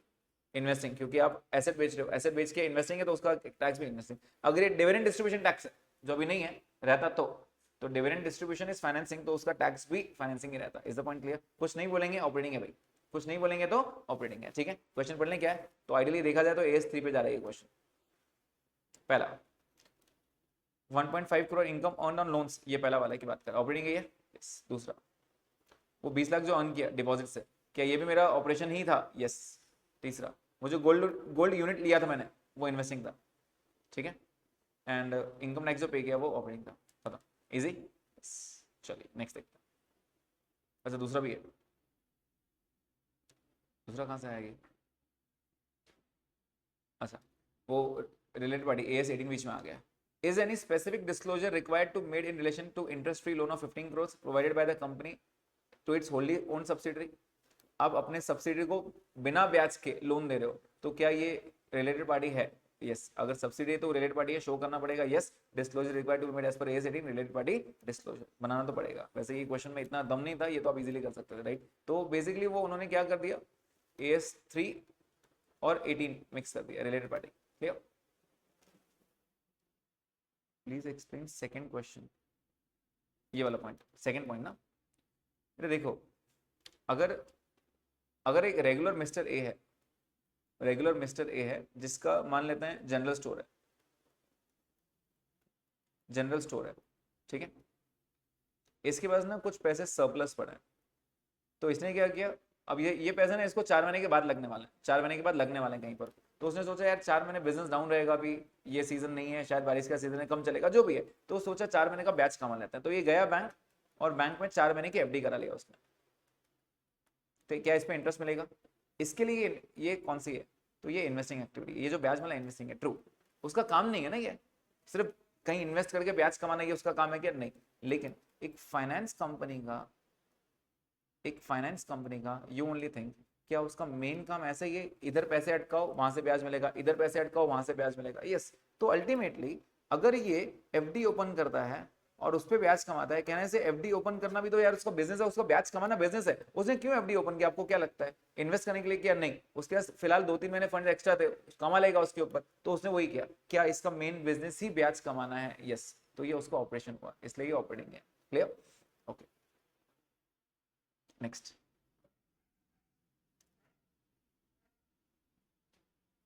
ओके, मैं रीड कर रहा हूँ। नेक्स्ट इज MTP अप्रैल 24 का। Kumar Limited, a privately held company, operates in a manufacturing industry. Founded in 2008, the company has steadily grown its operations and established a strong presence in the market. As of 31st March 23, the company's capital structure reflects a blend of equity and debt financing. Capital structure overview. The company has a total of 30 lakh rupees invested in equity shares, each valued at 10. तो कितने shares हो गए इसके पास? 3 lakh shares हो गए, 3 lakh shares हो गए, ठीक है। आगे, reserves and surplus. Kumar Limited has accumulated reserves and surplus totaling 49 lakhs, comprising of contribution from various resources, जैसे जनरल रिजर्व है, सिक्योरिटीज प्रीमियम है, PNL है और रिवैल्यूएशन रिजर्व है। ये क्वेश्चन बायबैक की तरफ जा रहा है, इतना सब कुछ दिया है तो ये बायबैक की तरफ जा रहा है, राइट। तो जब भी बायबैक का क्वेश्चन रहता है ना, सबसे पहले एक छोटा टी बनाना वो सबसे बेस्ट रहेगा। तो आपके लिए मैंने ये टी बना के रखा है यहाँ पे, ये बैलेंस शीट में दिया हुआ। कितना दिया? Equity capital 30 lakh, general reserve दिया, सिक्योरिटीज प्रीमियम दिया, PNL दिया, रिवैल्यूएशन रिजर्व। कहने से रिवैल्यूएशन रिजर्व मेरे काम का नहीं, it is not a free reserve. Okay, and loan funds दिए। लोन फंड्स अपने को डेट इक्विटी टेस्ट में काम आता है। याद है कि बायबैक के 3 कंडीशंस क्या हैं? What are the test? Outstanding shares test, resource test, debt equity test, ठीक है। आउटस्टैंडिंग शेयर्स टेस्ट क्या रहता है? 25% of the outstanding equity shares. Resource test क्या रहता है? 25% ऑफ shareholders funds divide by buyback price. Third test क्या रहता है? Debt equity. डेट इक्विटी में पहला पॉइंट क्या रहता है? डेट। सेकंड पॉइंट क्या रहता है? Minimum equity to be maintain, उसका 50%। Third, present shareholders funds, and fourth C-B। अगर पॉजिटिव आया तो बायबैक कर सकते हो, अगर पॉजिटिव आया तो 2 हिस्से हो जाता है, एक्स और y. What is x? Amount to be transfer to CR। What is y? Amount to be bought back. Clear? तो पहली कंडीशन x प्लस वाई, वो ब्रैकेट आएगा, और second condition y divide by buyback price into face value is x। ये conditions बहुत fast बताया मैंने, नीचे लिखा भी, एक बार ट्राई कर लेंगे, देखते क्या बोल रहे हैं। तो यहां तक मैंने क्वेश्चन आपको टीम में बना दिया। आगे, considering its financial position and market conditions, Kumar Limited has decided to initiate a share buyback program. The company intends to repurchase its share at a price of 30. Buyback price मिल गया। In accordance with the financial regulations and internal policies, Kumar Limited aims to assess the maximum number of shares it can repurchase while maintaining a prudent debt equity ratio. तो वो debt equity की तरफ जा रहा है। By utilizing the debt equity ratio test, the company seeks to strike a balance between its equity base and debt obligations. Based on the above information, prepare the following answer the following questions. तो वो क्या बोल रहा है? What is the minimum equity needs to be maintained after buyback according to debt equity test? पहला debt equity बोल रहा है। Second, what is the maximum permitted buyback equity shares and how many shares can be bought back by debt equity? कहने से ये पूरा debt equity में जा रहा है। तो इन शॉर्ट ये पूरे क्वेश्चन को डेट इक्विटी सॉल्व करना है, आउटस्टैंडिंग और ये जरूरत ही नहीं है, ठीक है। तो अब मुझे बताइए डेट इक्विटी पहले से सॉल्व करते हैं। सबसे पहला पॉइंट लेते हैं डेट, मतलब कितना लेंगे हम? 42 लाख। मिनिमम इक्विटी मेंटेन कितना करना है? 21 लाख। प्रेजेंट शेयरहोल्डर्स फंड्स कितना है? प्रेजेंट में ये आता है, ये आता है, ये आता है और ये आता है। कितना आ रहा है प्रेजेंट? 72 लाख 80,000। तो मैक्सिमम कितना बायबैक कर सकता है? 51.8 बराबर। इसके हम दो हिस्से करेंगे। क्या क्या दो हिस्से करेंगे? x और y। What is x? Amount to be transfer to CRR। What is y? Amount to be bought back. कैसे करते हैं? x plus Y is equal to 51.8। उसके बाद y divide by buyback price कितना दिया है? 30 into face value 10 is equal to x। तो y is equal to 3x, ये 3x सब्स्टिट्यूट करो यहाँ पे, तो x प्लस 3x मतलब 4x is equal to 51.8। x कितना हो गया? 1,12,95,000। अब मुझे बताओ, अब नंबर ऑफ शेयर्स कैसे निकालते हो? x डिवाइड बाय 10 करके, फेस वैल्यू करके, तो ये आएगा 129,500। अच्छा y का आंसर क्या है वैसे चेक करो, टोटल मिला के 51.8 आना चाहिए, राइट? तो y कितना आएगा? 38,85,000। सारे आंसर्स आ गए आपके, चेक करो वो क्या बोल रहा है। Minimum equity to be maintain 21 lakh आया था अपना बी पॉइंट में। Maximum number of shares, maximum permitted buyback of equity, कितना बायबैक कर सकता हूँ? 38,85,000 amount to be bought back. और तीसरा number of share that can be bought back 129,500। सारे आंसर्स आ गए आपके, clear, easy? Yes. Next one क्या बोल रहे हैं? Case scenario MTP August 24। Anshul manufacturers purchase 20,000 kg of raw material, मतलब AS2 पे आ गया वो 170। Direct transit cost incurred ₹5 lakh and the normal loss is 3%। कितना लॉस हो सकता है? 2 लाख, सॉरी 20,000 का 3%, मतलब कितना लॉस हो सकता है?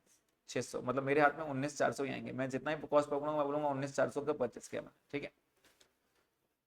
अंशुल मैन्युफैक्चरर्स एक्चुअली रिसीव 19,000, तुम तो 19,400 की बात कर रहे थे, तुमको 19,000 मिला, इसका मतलब क्या हुआ कि 400 का डिस्ट्रॉय हो गया। During the year 17,600 of raw material was used, consume किया, तो बचा कितना भाई? 19 में से इतना यूज कर लिया, स्टॉक कितना बचा? 1,400। क्या इतना पॉइंट समझ में आ गया?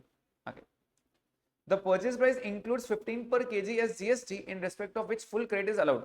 अगर तुमको क्रेडिट मिलता है तो कॉस्ट में ऐड होना चाहिए क्या? नहीं, माइनस करना पड़ेगा। मतलब मैं बोलूंगा 170 था ही नहीं भाई, 170 से 15 तो GST था, उसका क्लेम मिलने वाला है, मतलब मेरे लिए कॉस्ट कितना था? 155। Now please tell me what is my total cost. मैं बोलूंगा 20,000 इंटू 155 प्लस आपका ट्रांजिट कॉस्ट कितना? 5 लाख। कितना हो गया? 36 लाख। अगर कोई पूछेगा 36 लाख में आपने 20,000 खरीदा, मैं बोलूँगा नहीं भाई मैंने 19,400 परचेस किया, तो कॉस्ट पर यूनिट कितना हो गया? 36 लाख डिवाइड बाय 19,400 कितना आ जाएगा? 185.57। उसको मल्टीप्लाई करेंगे कितने से? 1,400 से। स्टॉक उतना ही अपना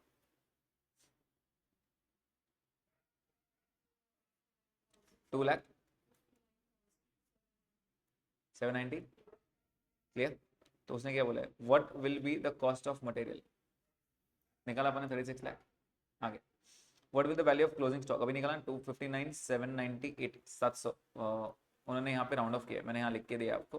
देखो परचेज प्राइस मैंने ये लिया, GST माइनस कर दिया, ट्रांजिट ऐड कर दिया, 36 लगाया। नॉर्मल कॉस्ट निकाला मैंने आपके लिए कितना? 185। उन्होंने राउंड किया 185.5 as per options, as per option 185.5 पे उन्होंने रोका, इसलिए मैंने वो 0.6 में हटाया। अब एक काम करो 185.5 लो अपने कैलकुलेटर पे और 1,400 से मल्टीप्लाई करो जो उनका स्टॉक बचा है। एग्जैक्ट आया? यस। उसके बाद उसने बोला what is the cost per KG, निकाल लिया मैंने 185.5 and how much amount of abnormal loss is debited. Abnormal loss कितने वैल्यू करेंगे? 400 यूनिट्स थे, सबको 185 पे ही करूंगा मैं, खत्म। क्लियर? Okay next. तो ये इजी था अपना, इसका मैं ये लेना भूल गया था इसलिए मैंने क्रॉप कर दिया इमेज, अभी वो टेबल ही भूल गया मैं एक्चुअली इसमें इंसर्ट करना। तो ठीक है, Azad limited has the following particulars, क्या क्या है चेक कर लेते हैं। 10% preference share capital, equity share capital of 10, CRR, securities premium, general reserve, P&L, cash and investments at market value. Market value 1,500 बोल रहा है लेकिन आपने खरीदा 3 लाख में, मतलब ये 3 लाख को क्या बोलते हैं बता सकते हो क्या? Book value. और मार्केट वैल्यू कितना है उसका वैल्यू? 1,500। आगे देखते हैं। The company decides to redeem all its preference share at premium of 10%। जल्दी बताइए 2,500 के लिए आपको कितना पैसा देना पड़ेगा? 10% ज्यादा देना पड़ेगा, मतलब 2,750। 2,750 250। जल्दी बताइए अगर ये 250 है तो क्या इसको रिडेम्पशन प्रीमियम बोलते हैं? क्या ये सिक्योरिटीज प्रीमियम से राइट ऑफ हो सकता है? यहाँ ट्विस्ट है, यहाँ ट्विस्ट है। जल्दी बताइए क्या ये सिक्योरिटीज प्रीमियम से राइट ऑफ हो सकता है? तो section 52 use of securities premium बोलता है हाँ, सिक्योरिटीज प्रीमियम कहाँ यूज कर सकते हैं? सेक्शन 52 के हिसाब से वो बोलता है सर बायबैक कर सकते हो, टू पे रिडेम्पशन ऑफ प्रीमियम दे सकते हो, तो right of issue on losses जो भी रहेंगे आपके वो आप कर सकते हो। लेकिन सेक्शन 133 बोलता है आप सिक्योरिटीज में यूज नहीं कर सकते रिडेम्पशन के लिए, बायबैक के लिए कर सकते हो लेकिन रिडेम्पशन के लिए यूज नहीं कर सकते। तो अब क्या करें, जब क्वेश्चन स्पेसिफाई नहीं करता है तो आइडियली हमने बोला है कि हम हमेशा मानते हैं, अज्यूम कर लो कि ये स्पेसिफाइड है, ये प्रिस्क्राइब कंपनी है, मतलब 130 मानो और प्रीमियम यूज मत करो, राइट। लेकिन इंस्टीट्यूट ने ये सेम क्वेश्चन 2 बार दिया है, सेम क्वेश्चन 2 अलग अलग एमटीपी में दिया है। एक बार में बोलता है हमने ये अज्यूम किया, दूसरे में बोलता है हमने ये अज्यूम किया। अब इंस्टीट्यूट का चैलेंज नहीं है, उसको आउट ऑफ देना रहेगा तो वो नहीं देना रहेगा तो कुछ भी करेगा, ठीक है। तो ये क्वेश्चन है कि वैसा क्वेश्चन है, मतलब आइडियली पर्सनली आई फील कि ये नॉन प्रिस्क्राइब, ये प्रिस्क्राइब कंपनी है, आपने यूज नहीं करना चाहिए। ये प्रिस्क्राइब कंपनी मतलब आपने ये 800 का हाथ नहीं लगाना चाहिए, ठीक है। ये 250 का लॉस जो है वो कौन बेयर करेगा, या तो जनरल रिजर्व बेयर करेगा या तो पीएनएल बेयर करेगा, इन दोनों में से किसको बेयर करने लगाना, security redemption premium, premium use नहीं कर सकता, ठीक है। आगे, the company decides to redeem all his preference shares, हो गया, and buy 25% equity shares at 15 per share. जल्दी बताइए इक्विटी शेयर्स आपने कितने बाय करने हैं, 25%, 8000 का 25% मतलब 2000, मतलब 200 शेयर्स, बराबर ना। 200 शेयर्स आप कितना बायबैक करोगे, 15 रुपीज में बायबैक करोगे, मतलब कितना पैसा लगेगा इसके लिए, 3000 रुपये लगेंगे, मतलब 3000 लाख लगेंगे, ठीक है। Investment amounting to market value of 1000 lakhs sold at 3000 lakhs। अब यहाँ पे बच्चे गड़बड़ करते हैं, वो क्या बोल रहे हैं, मैंने पूरा नहीं बेचा, जिसका मार्केट वैल्यू 1000 था उसको बेचा 3000 में। अब मुझे बताओ प्रॉफिट हुआ लॉस हुआ, 1 मिनट दूंगा कैलकुलेट करने, आप लोग कैलकुलेट करो।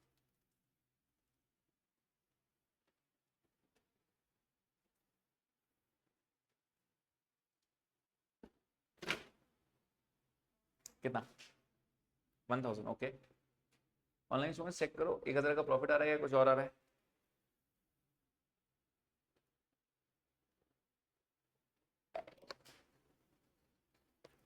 ओके, यस, अभिलाष का भी सेम आंसर आ रहा है, गुड।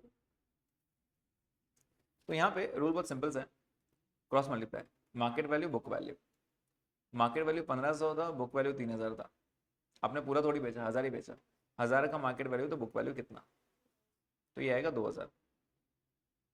मतलब जो चीज मेरे लिए 2000 की थी मैंने वो 3 में बेचा, तो फायदा हुआ 1000 का, ठीक है। आगे, and the company also raise a bank loan of 2000।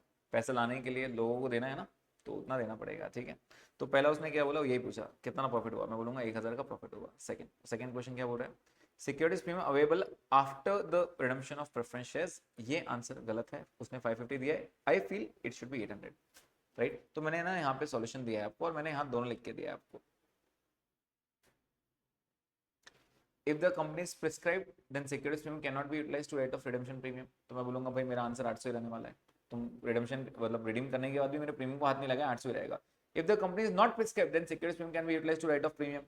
In that scenario, the balance in securities premium will be 550। Clear है, 800 में से 250 आपने प्रीमियम राइट ऑफ किया। अब सवाल उठता है सर हम कौन सा करें, पर्सनली आई फील सेकंड वाला, सॉरी पर्सनली आई फील ये वाला करना चाहिए। हमेशा हम प्रिस्क्राइब कंपनी मानते हैं जब तक क्वेश्चन साइलेंट है तब तक, राइट। तो अगर ऐसा बाई चांस क्वेश्चन आ गया तो ये वाला टिक करना, 800 टिक करना, 550 टिक नहीं करना, ठीक है। इंस्टीट्यूट खुद भी कंफ्यूज है, उसने दोनों बार अलग अलग सोल्यूशन दिया है, तो चैलेंज नहीं है उसको, ठीक है। मे भी शायद नेक्स्ट टाइम जब वो ऐसे क्वेश्चन डालेगी तो नीचे लिख के देगी it is a prescribed company, क्योंकि एमसीक्यू में ये तो नहीं दे रहे हो ना आप मेरे को, एजम्पशन लेने का मौका तो दे नहीं रहे हो आप, तो मेरे को मार्क करने दे रहे हो, राइट। तो एजम्पशन लेने का मौका नहीं है, इसलिए हम अपनी मर्जी से अज्यूम करके आंसर ले लेते हैं, बट वो इंस्टीट्यूट के ऊपर रहेगा, वो मार्क्स देगा ही नहीं देगा, कहीं कहीं ऐसे इंस्टीट्यूट कर देता है, ऑप्शन नहीं है। Okay, what is the amount to be transfer to CRR. याद है क्या सीआरआर में क्या ट्रांसफर होता है, an amount equal to the face value of shares redeemed या बर्ड बैक। तो कितना फेस वैल्यू था इसका प्रेफरेंस का, 2500, और इसको आपने ऑल दो 3000 दिया लेकिन फेस वैल्यू 2000 ही था, फेस वैल्यू कितना था 2000 इक्विटी का, समझ में आ रहा है। ऑल दो आपने 15 दिया लेकिन 2000 ही था, तो आपका 2000 प्लस 2500 4500 हो गया, राइट। आगे वो क्या बोल रहा है, कैश बैलेंस आफ्टर बायबैक। चलो कैश बैलेंस चेक करते हैं, पहले कैश कितना था आपके पास 1650, देखते हैं 1650, जल्दी बताइए 1650 में बेच के पैसा कितना है, इन्वेस्टमेंट बेच के 3000, बैंक से लोन लिया था कि अपन ने 2000 का, पेमेंट कितना कितना दिया अपन ने, प्रेफरेंस को दिया अपन ने 2750, इक्विटी को दिया मैंने 3000, बाकी बच गया बैलेंस कितना, हो गया आंसर, ये आ गया 900। ऐसा समझ, इजी। नेक्स्ट सॉफ्टवेयर आ गया, सॉफ्टवेयर कौन सा, AS26 इंटेंजिबल एसेट, ठीक है। सॉफ्टवेयर इज इंटेंजिबल, देख लेंगे एक बार क्वेश्चन क्या बोल रहा है। On 1 April 2022 hello limited approached a software company for implementation of SAP ERP at its organization. So basically hello limited नाम की एक कंपनी है, वो एक सॉफ्टवेयर कंपनी के पास गई, ये हेलो लिमिटेड है, और ये एक सॉफ्टवेयर कंपनी है,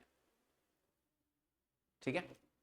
तो वो क्या बोल रहा है, the cost of implementation of SAP SAP ERP is 25 lakh and the time is required 15 months. तो बेसिकली हेलो लिमिटेड, मान लेते हैं हम हेलो लिमिटेड है, हम किसी कंपनी के पास गए और सॉफ्टवेयर कंपनी के पास गए, उसने बोला सर हम आपको सॉफ्टवेयर बना के देंगे 25 लाख रुपए में। तो क्या हेलो लिमिटेड के लिए वो इंटेंजिबल एसेट रहेगा? यस, इंटेंजिबल एसेट रहेगा। और उसने बोला सर 15 महीने लगेंगे, ये सॉफ्टवेयर ने बोला सर 15 महीने लगेंगे, 15 महीने में हम बना के देंगे, ठीक है। आगे, the company also is also required to pay 1 lakh annually after implementation. मतलब जब हो जाएगा ना उसके बाद हर साल मैं आपको 1 लाख रुपए दूंगा मेंटेनेंस के लिए। मतलब सॉफ्टवेयर कंपनी को हम हर साल every year 1 lakh per annum देंगे। प्लीज बताइए ये 1 लाख पर एनम मेंटेनेंस रहेगा या एसेट का कॉस्ट रहेगा? ये मेंटेनेंस रहेगा। मतलब सॉफ्टवेयर को मेंटेन करने के लिए जो हम पे करेंगे, it is not to be added to the cost, right. One time pay करो तो बात अलग है, तुम हर साल पे करोगे वो तो रेगुलर बार बार खर्चा है ना, बार बार वाला खर्चा पीएल में जाता है, तो ये पीएल में जाना चाहिए। Is the point clear?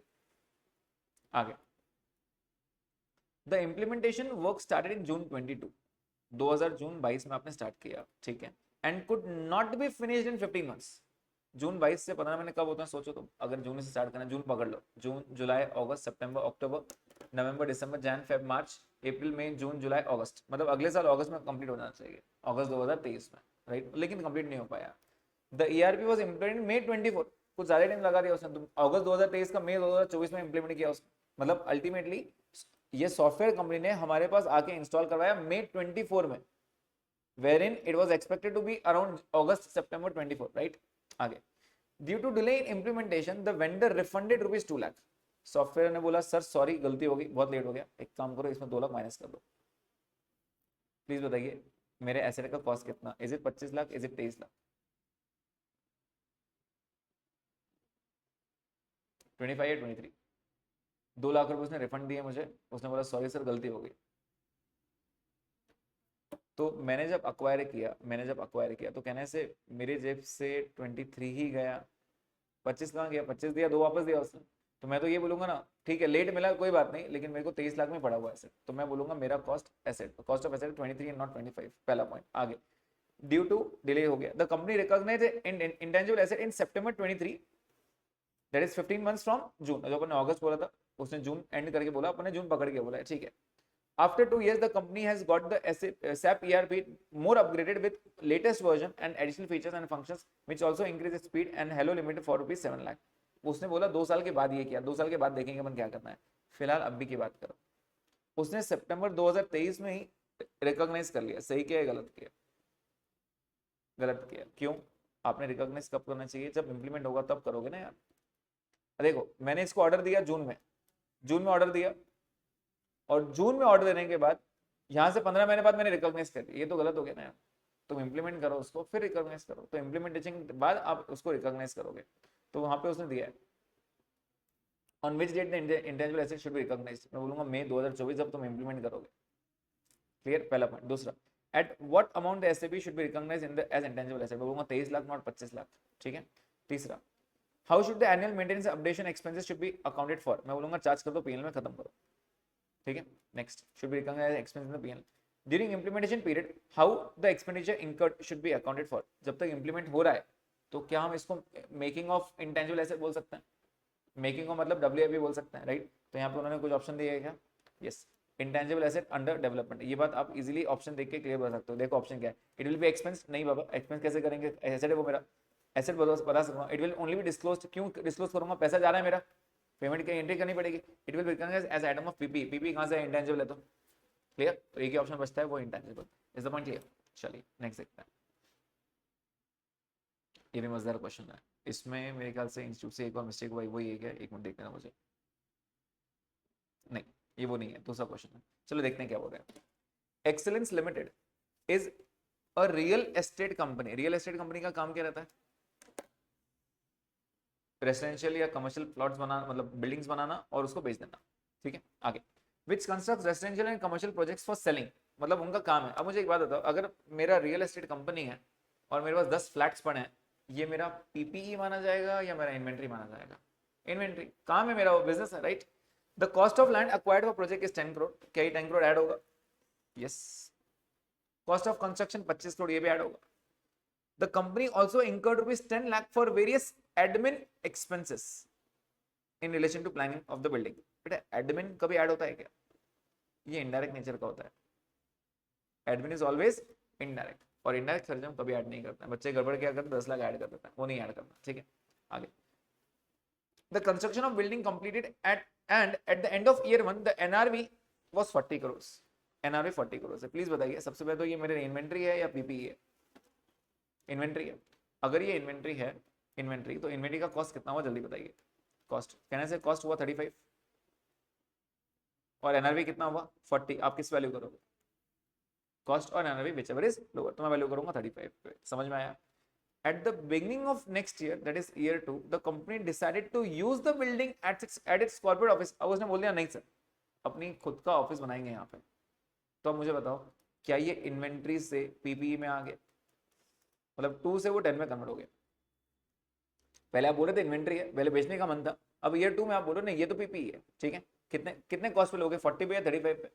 35। आगे, the company further incurred 50 lakhs, और 50 लाख खर्चा किया आपने for making necessary changes in the structure for using it as a corporate office in accordance with government norms for commercial spaces। Without these changes the office cannot be set up। ये करना ही पड़ेगा। अगर करना ही पड़ेगा तो क्या ये directly attributable है? यस। क्या 50 लाख ऐड हो जाएगा? जल्दी बताओ कितना हो जाएगा? कितना? Very good. अरे ये करोड़ है, ये लाख है, क्या कर रहे हो आप ऐसे? 35.5 lakhs। 50 लाख इज आधा करोड़, 0.5 करोड़, राइट? ध्यान दो थोड़ा बेटा, चाय भी नहीं है। Okay, ignore the effect of depreciation in view of the above, answer the following. तो मैंने क्वेश्चन पूरा समझा दिया आपको। देखो क्या बोल रहा है, at the year end of year 1 how the building should be classified. Inventory, PP नहीं बोलना उसको। At the end of the year the value should it should value at 35, क्योंकि हमने किया 35 और 40 whichever is lower. Inventory value किया ना अपन ने, तो cost of NRV which is lower. At the end of year 2 when the addition is used to building it should be classified as PP. उसको ये स्टेटमेंट डाल दो अभी। And at the end of year 2 the project should be valued at 35.5, क्योंकि 35 करोड़ तो आया था, 50 लाख अभी खर्चा किया मैंने, तो 35.5 पे आएगा। Clear point? Yes. Next is MTB December 24। क्या बोल रहा है देख लेते हैं। Supercool Limited is a manufacturing company engaged in manufacturing eco-friendly equipment. On April 1, 2023, the company received a grant. कौन सा AS है? AS12. A grant of rupees 20 crore from the government, which is 25% of the total capital of the company। तुम्हारा जितना capital है उसमें 25 करोड़, तो तुम 25% तो आपको गवर्नमेंट दे रहा है। क्या ये नेचर ऑफ प्रोमोटर्स कंट्रीब्यूशन था? प्रोमोटर्स कंट्रीब्यूशन, प्रोमोटर कंट्रीब्यूशन क्या रहता है? इनिशियल सेटअप करने के लिए। तो तुम्हारा 25% तो ये अकेले दे रहा है, तो ये प्रोमोटर कंट्रीब्यूशन ही हुआ। आगे for various purpose, purpose he define नहीं किया तुमने, तो मैं कैसे, मैं क्या मानूं इसको? एसेट के लिए मानूं क्या? फिक्स एसेट के लिए, लैंड के लिए? नहीं, सबके लिए, सबके लिए। तो ये प्रोमोटर्स कंट्रीब्यूशन है। वो बोलता है तुम सेटअप करो, तुम सेटअप करो तुम्हारी इच्छा से जो तुमको लगे। तो ये अपने लिए क्या हो गया? Promoters contribution. तो ये कहाँ जाना चाहिए? कैपिटलिज्म में जाना चाहिए। ठीक है। The company also borrowed ₹10 crore from financial institution and interest paid on the same during the year is 1 lakh। उसने 10 करोड़ रुपए बोरो किया। ठीक है, 10 करोड़ बोरो किया और उस पर 1 लाख का ब्याज पे किया, 1 लाख का ब्याज पे किया। ठीक है। The company acquired plant from the funds of ₹10 crore. ये तो 10 करोड़ आपने लिया था ना, आपने ये प्लांट अक्वायर किया and spend ₹1 crore on it's installation. जल्दी से बताइए, ये 10 और ये 1 तो ऐड होगा, क्या ये 1 लाख रुपए ब्याज ऐड होना चाहिए? यस और no in the name of borrowing cost. बच्चे यही बोलते हैं सर 1 लाख ऐड करो। अरे कहां से ऐड करेंगे? A16 की डेफिनेशन नहीं आ रही है। अक्वायर्ड है, कंस्ट्रक्टेड नहीं है। It is not a qualifying asset. Purchase asset कभी भी क्वालिफाइंग एसेट नहीं होता। बनने के लिए टाइम चाहिए। It should need a substantial period of time to get ready for its intended use. Is the point clear? Acquired वाले का बोरोइंग कॉस्ट कभी नहीं आता। बच्चे यही गड़बड़ करते हैं, सर 1 लाख ब्याज पे क्या ऐड करो। कैसे ऐड करूं पापा मैं? उसको बोरिंग कॉस्ट रहना चाहिए। बोरिंग कॉस्ट का डेफिनेशन ये बोलता है it should take substantial period of time to get ready for its intended use. Is the point clear? तो ये ऐड नहीं करोगे आप लोग। समझ में आया क्या ये? तो मेरा एसेट का कॉस्ट कितना हुआ? 11 crore.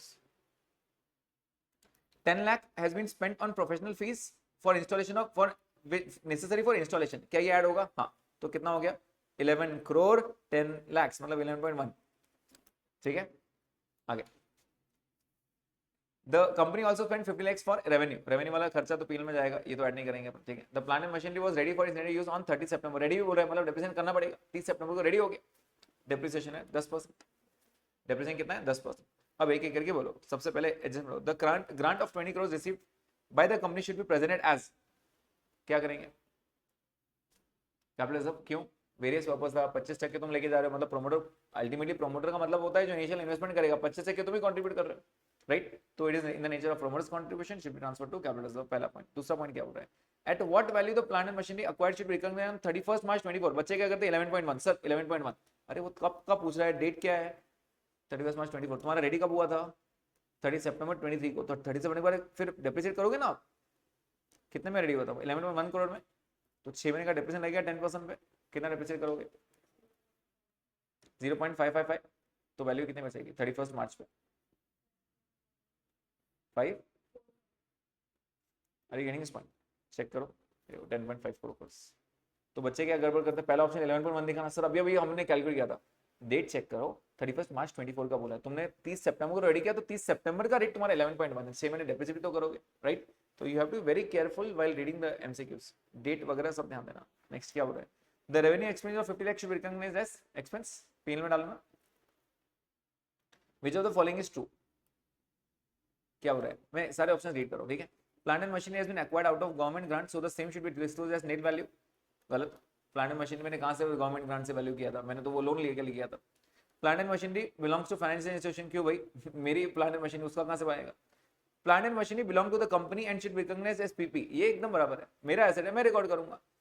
Plant and machinery should not be disclosed in the financial statements, PP बोल रहे रिकॉर्डिंग मत करो, ये तो गलत बात हो गई। तो अल्टीमेटली ये बहुत इजी वाला पॉइंट था, अब डायरेक्टली सेल्फ एक्सप्लेनेटरी पॉइंट था ये, ठीक है। नेक्स्ट फिर से बायबैक आ गया, एमटीबी 24 में फिर से बायबैक आ गया। अब देखो 2 बार ये सेम क्वेश्चन आया एग्जैक्ट सेम अमाउंट के साथ, 2 बार एमटीबी में, ठीक है। Equity share of 10 is fully paid up 17 lakh के, रिजर्व सरप्लस में रेवेन्यू रिजर्व है, सिक्योरिटीज प्रीमियम है, पीएनएल और इंफ्रास्ट्रक्चर रिजर्व है। अपने काम का क्या क्या है पहले दिन, चलो आउटस्टैंडिंग शेयर्स बोलो जल्दी से, 25% of outstanding equity shares, 17 lakh का लेना है क्या, नहीं 1,70,000 का लेना है, कितना आएगा 42,500। रिसोर्स टेस्ट क्या बोलता है, 25% ऑफ शेयरहोल्डर्स फंड्स, ये सब शेयरहोल्डर्स फंड्स हैं ये चारों भी, कितना आ रहा है 45 lakh divide by buyback price, ढूंढ के आएंगे बायबैक प्राइस कितना है, ये रिजर्व नहीं था, ठीक है। बायबैक प्राइस 30 रुपीज है, तो डिवाइड बाय 30 करो, कितना आ रहा है, कितना 37,500। तो फिलहाल 2 टेस्ट में तो ये लोअर आ रहा है। अब थर्ड डेट इक्विटी बचता है, डेट इक्विटी में डेट बोल रहा है ये है, तो वाइज द डेट प्लीज बताइए, डेट कितना है 46,50,000, उसमें से आपको मिनिमम कितना मेंटेन करना पड़ेगा 23.25, 50% इसका 45 आपका अभी प्रेजेंट है, कितना आएगा, कितना 21.75 लाख। इसके 2 बंटवारे करेंगे एक्स और Y, X is the amount to be transfer to CRR, Y is the amount to be bought back. तो पहली इक्वेशन रहेगी X plus Y is equal to 21.75, दूसरा रहेगा Y divide by 30 into 10 is X, तो 4x is equal to 21.75, X की value क्या होगी 5,43,000, तो नंबर ऑफ शेयर्स निकालने के डिवाइड बाय 10 करेंगे 54,375। तो मैक्सिमम कितने बायबैक कर सकते हो देखो तो आप 42,500, 37,500 एंड 54, 37, ठीक है। लोअर ऑफ द 3 चेक करें क्या बोल रहा है, सबसे पहला as per the companies act the buyback is in any financial year should not exceed 25% of the total paid up capital and free reserves, 25% से ऊपर नहीं होना चाहिए, अपनी बात हो गई। नेक्स्ट आउटस्टैंडिंग शेयर टेस्ट में आंसर कितना आया 42,500, रिसोर्स टेस्ट में आंसर कितना आया 37,500, डेट इक्विटी टेस्ट में आंसर कितना आया 54,375, हो गया आंसर, इजी बोनस क्वेश्चन सही है। चलिए नेक्स्ट देखते हैं क्या बोल रहे हैं, Venus limited receives a parcel of land at no cost from the government, government से मिला मतलब कौन सा ये सही है AS12, फिर से government grant, received a land at no cost, no cost मिला तो रिकॉर्ड करना चाहिए नहीं करना चाहिए, करना चाहिए, कौन सी वैल्यू पे at nominal value, from the government for the purpose of developing of factory in the outlying area, the land is valued at 75 while the nominal value is 10, किस पे वैल्यू करोगे 75 पे या 10 पे, 10 पे वैल्यू करोगे नॉमिनल वैल्यू पे। Additionally the company received a grant for 30 lakhs which represents 25% of the total capital, total capital अगर बिलोंग कर रहा है तो ये क्या हो गया प्रोमोटर्स कंट्रीब्यूशन, तो प्रोमोटर्स कंट्रीब्यूशन कहां जाएगा कैपिटल रिजर्व में। Next there is no expectation from the government for the repayment of these grants, अपने को रीपेमेंट करने की जरूरत नहीं है, अच्छा ये रह गया बीच में। Furthermore the company receive 15 lakhs from the stipulation that it is used to purchase machinery, वो क्या बोल रहा है 15 लाख रुपए आप मशीनरी से ही लेना, मशीनरी लेना मतलब 15 लाख रुपए और ले लो, मतलब बेसिकली यहाँ पे 3 ग्रांट्स है। पहला अपने को जमीन मिला नॉमिनल वैल्यू पे रिकॉर्ड करो। दूसरा 30 लाख मिला इन the nature of promoters contribution capitalism में ट्रांसफर करो। और तीसरा 15 लाख मिला जो मशीनरी के लिए मिला। प्लीज बताइए मशीनरी इज अ डेप्रिसिएबल या non depreciable asset? Depreciable. Depreciable asset का क्या करते हैं? दो चीजें करते हैं, या तो रिड्यूस फ्रॉम कॉस्ट या तो डिफर इट। अगर डिफर करोगे तो वापस पीएल में डालना पड़ेगा on some systematic basis in the ratio of over the period of life, right, जैसे एसएलएम करते हैं अपन। तो क्या बोल रहा है, फ्री ऑफ कॉस्ट जो मिला था उसको वैल्यू कितने में करेंगे? 10 लाख पे। यस। सेकंड, जो 30 लाख मिला था अपने को उसको कैपिटलिज्म मानेंगे क्योंकि प्रमोटर्स कंट्रीब्यूशन है। नेक्स्ट, 15 लाख जो मिला था उसको क्या मानेंगे? अब देखो 15 लाख के दो ऑप्शन है, तो जो ऑप्शन रहेगा वो चेक कर लेना। पहला ऑप्शन क्या था? मशीनरी के लिए मिला तो रिड्यूस फ्रॉम कॉस्ट दिया क्या? Reduce from cost of machine नहीं। सेकंड आएंगे डिफर्ड, उसको डिफर कर दो, ये ऑप्शन सही है। आगे, which of the following grants are required to be reconciled in the statement of P&L on a systematic basis? कौन सा वाला आप सिस्टमैटिक बेसिस पे पीएल में ट्रांसफर करने वाला था? लैंड वाला तो नहीं करोगे, प्रमोटर्स कंट्रीब्यूशन नहीं, तो ये 15 लाख को आप सिस्टमैटिक बेसिस पे करोगे। तो बस वही था, government grant of 15 lakh should be with the condition to purchase machinery. Clear? Next question क्या बोल रहा है? Next is MTP July 24। Axis Limited is a manufacturing company. It purchased a machinery costing 10 lakhs in April 23. It paid rupees 4 lakh upfront and paid the remaining 6 lakh as deferred payment by paying installment of 1 lakh 5,000 for the next 6 months. वो क्या बोल रहा है? तुमने ना 10 लाख का खरीदा, 10 लाख में 4 लाख आपने अपफ्रंट दे दिया और बाकी का 6 लाख एज अ लोन करवा दिया। लोन बोल के मतलब 1,05,000 आप अगले 6 महीने तक पे करोगे। तो प्लीज बताइए आपने इस पे कितना ब्याज पे किया? आपको पे करना था 6 लाख, तो आपने 30,000 ब्याज पे किया। मतलब कहना है आपका एसेट है 10 लाख का और आप इंटरेस्ट पे कर रहे हो 30,000, ऐसे ही बोलोगे ना, राइट? आगे, during the year the company sold a land which was classified as its PP for 25 lakh and paid 1 lakh as income tax as a long term capital gain. वो क्या बोल रहा है? 25 लाख का आपने एसेट भी बेचा और 1 लाख रुपए आपने टैक्स भी पे किया उसके ऊपर। During the year the company also received income tax refund along with interest. आपको रिफंड मिला ब्याज के साथ, ठीक है? अब मुझे एक एक करके बताना शुरू करो क्या चीज है। बेसिकली एस3 कैश फ्लो का क्वेश्चन है। तो वो सिर्फ इतना पूछ रहा है कैश फ्लो में कि आपके ये जो सारे आइटम्स है वो कौन से हैं। तो अगर आप मशीनरी परचेस करते हो तो ये कौन सा एक्टिविटी है? इन्वेस्टिंग। ये जो 30,000 आपने ब्याज पे किया, फाइनेंसिंग। लोन लिया था यार, मैंने लोन लिया था ना, लोन पे जो ब्याज पे करोगे वो फाइनेंसिंग है। तो ये इन्वेस्टिंग हो गया और ये क्या हो गया? फाइनेंसिंग। ठीक है, आगे बात करता है। आगे वो बोल रहा है 25 लाख में अपन ने बेच दिया बिल्डिंग, तो बिल्डिंग बेचना कौन सी एक्टिविटी? इन्वेस्टिंग। और उस पर जो टैक्स आएगा वो भी इन्वेस्टिंग। क्लियर? आगे, during the year the company also received income tax refund along with interest. Ideally मैं ये वाले पॉइंट से सेटिस्फाइड नहीं हूं इंस्टीट्यूट के, लेकिन AS3 में क्लियर नहीं लिखा है, तो मैं आपको कुछ बताना चाहूंगा। वो बोलता है भाई देखो, अगर आप इन्वेस्ट करते हो, इन्वेस्ट करोगे और ब्याज आएगा तो क्या वो इन्वेस्टिंग एक्टिविटी माना जाएगा? यस। तो वो बोलता है भाई देखो, हमने गवर्नमेंट को ज्यादा टैक्स पे किया तो गवर्नमेंट का काम है अपने को ब्याज पे करे, वो जो ब्याज आएगा वो इन्वेस्टिंग है, ऐसा वो बोलता है। ऐसा वो बोलता है, मतलब इंस्टीट्यूट का आंसर ऐसा बोलता है। और AS3 में भी कहीं स्पेसिफिक नहीं है कि इस पे क्या ट्रीटमेंट है। आइडियली आई फील इसको चेंज करना चाहिए, बट इंस्टीट्यूट ने जो बोला है अपन वही फॉलो करेंगे, वो इसको इन्वेस्टिंग बोलता है। अब मैं मेरा पॉइंट ऑफ व्यू रखना चाहूंगा। मुझे एक बात बताइए, इन्वेस्टिंग का मतलब क्या होता है? इन्वेस्टिंग का मतलब होता है हम कहीं इन्वेस्ट करेंगे और हमें ब्याज मिलेगा, इसको इन्वेस्टिंग बोलते हैं, राइट? मुझे एक बात बताओ, अब गवर्नमेंट को ज्यादा टैक्स पे करके ब्याज लेने का इच्छा रखते हो क्या? नहीं, आप तो बोलोगे कम टैक्स पे करो। ये तो ज्यादा हो गया क्योंकि आपने एडवांस टैक्स पे किया था, ज्यादा हो गया तो आपको ब्याज का पैसा मिल गया। ये कभी भी आपका इन्वेस्टिंग एक्टिविटी था ही नहीं, तो उस पर जो ब्याज मिलेगा, कहने से जो आप जब तक टैक्स के बारे में बोला नहीं है वो हमेशा ऑपरेटिंग रहता है, और उस पर जो ब्याज मिलेगा वो भी तो ऑपरेटिंग होना चाहिए ना फिर। बट इंस्टीट्यूट ने ऐसा बोला नहीं है। इंस्टीट्यूट बोलता नहीं, कहीं लिखा नहीं है AS3 में कि इसको क्या मानना, तो हम इन्वेस्टिंग मानेंगे क्योंकि ब्याज मिला। ठीक है, तो एक बार मैं आंसर रीड कर लेता हूँ वो क्या बोल रहा है। सबसे पहले, as per AS3 how the amount of purchase of machinery should be presented. मैंने क्लियर बोला 10 लाख इन्वेस्टिंग है और 30,000 फाइनेंसिंग है। 30,000 फाइनेंसिंग एंड 10 लाख इन्वेस्टिंग। ठीक है, उसके बाद machinery should be recognised in the financial statement at 10 lakh. 10 lakh पे रिकॉर्ड करूंगा भाई, 10 लाख 30 पे नहीं। समझ में आ रहा है? नहीं तो बोलोगे सर ब्याज भी ऐड करना है। ब्याज क्यों नहीं ऐड किया? क्वालिफाइंग ऐसे नहीं, परचेस किया ना, कंस्ट्रक्शन रहता तो ब्याज ऐड करते। ठीक है, next, how should the income tax paid on sale of land. जब लैंड बेचा तो वो इन्वेस्टिंग था, उस पर जो टैक्स रहेगा वो भी इन्वेस्टिंग रहेगा। ठीक है, यहाँ पे I am not satisfied with the answer. How should the interest on income tax refund should be disclose in the cash flow statement. वो बोल रहा है इनकम टैक्स रिफंड ही है ना, उस पर ब्याज मिला तो इसको तुम इन्वेस्टिंग ही मानो क्योंकि ब्याज मिला। तुमने कहीं इन्वेस्ट किया और ब्याज मिला तो इन्वेस्टिंग होता है, ऐसे इन्वेस्टिंग मानो। ट्रूली स्पीकिंग मैं डिसाइड करूँ, मैं बोलूंगा ऑपरेटिंग आना चाहिए, राइट? बट आप लोग इसको ही मत करना, क्योंकि जो मैं ऑपरेटिंग बोल रहा हूँ ना, ये कहीं लिखा नहीं है, इन्वेस्टिंग में लिखा नहीं है कहीं, इंस्टीट्यूट बोलते हैं हम इन्वेस्टिंग मानेंगे, तो इसलिए उसको मान लेना, ठीक है।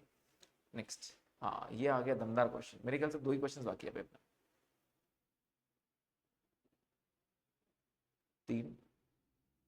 3 बाकी है, लेकिन ये एक मस्त क्वेश्चन है, इसके अंदर 3-4 एएस मिक्स है, ठीक है। तो 3 क्वेश्चन बाकी है, मेरे ख्याल से 15-20 मिनट खत्म हो जाएगा, ठीक है। Seas limited, the company is in the business of tours and travels, it sells holiday packages to the customers, ठीक है। मान लेता मैं सीज लिमिटेड हूँ, मैं कस्टमर्स को, आप लोग सब कस्टमर्स हो, मैं आपको हॉलीडे पैकेज बेचता हूँ। हॉलीडे पैकेज करना मतलब फ्लाइट की टिकट बुक करना, होटल्स मैनेज करना, ये सब मैं मैनेज करके दूंगा, ठीक है। I will manage this first, okay.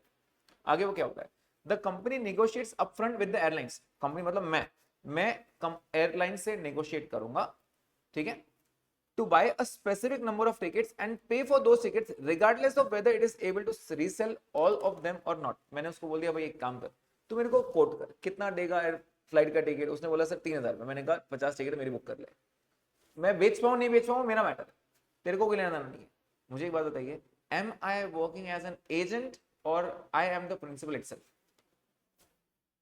सोचो और मुझे बताओ, मैं उसके लिए एजेंट की तरह काम कर रहा हूँ, एजेंट की तरह, या मैं खुद प्रिंसिपल बन के आपके साथ काम कर रहा हूँ कस्टमर के साथ? मुझे वो चाहिए।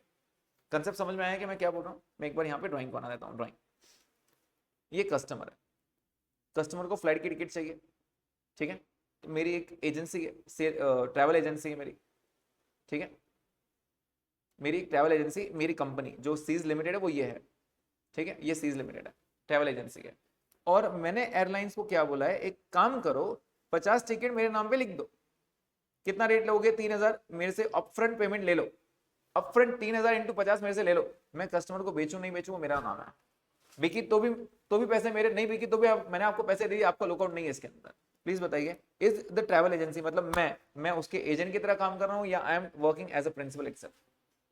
प्रिंसिपल, क्योंकि एजेंट वो होता है कि सर कितने टिकट्स बेचने? 50, मैं बेच के आता हूं ना आपके लिए, तो आप बोलोगे सर 30 ही बिकी, मेरे को 30 पे कमीशन दो, उसको बोलते एजेंट।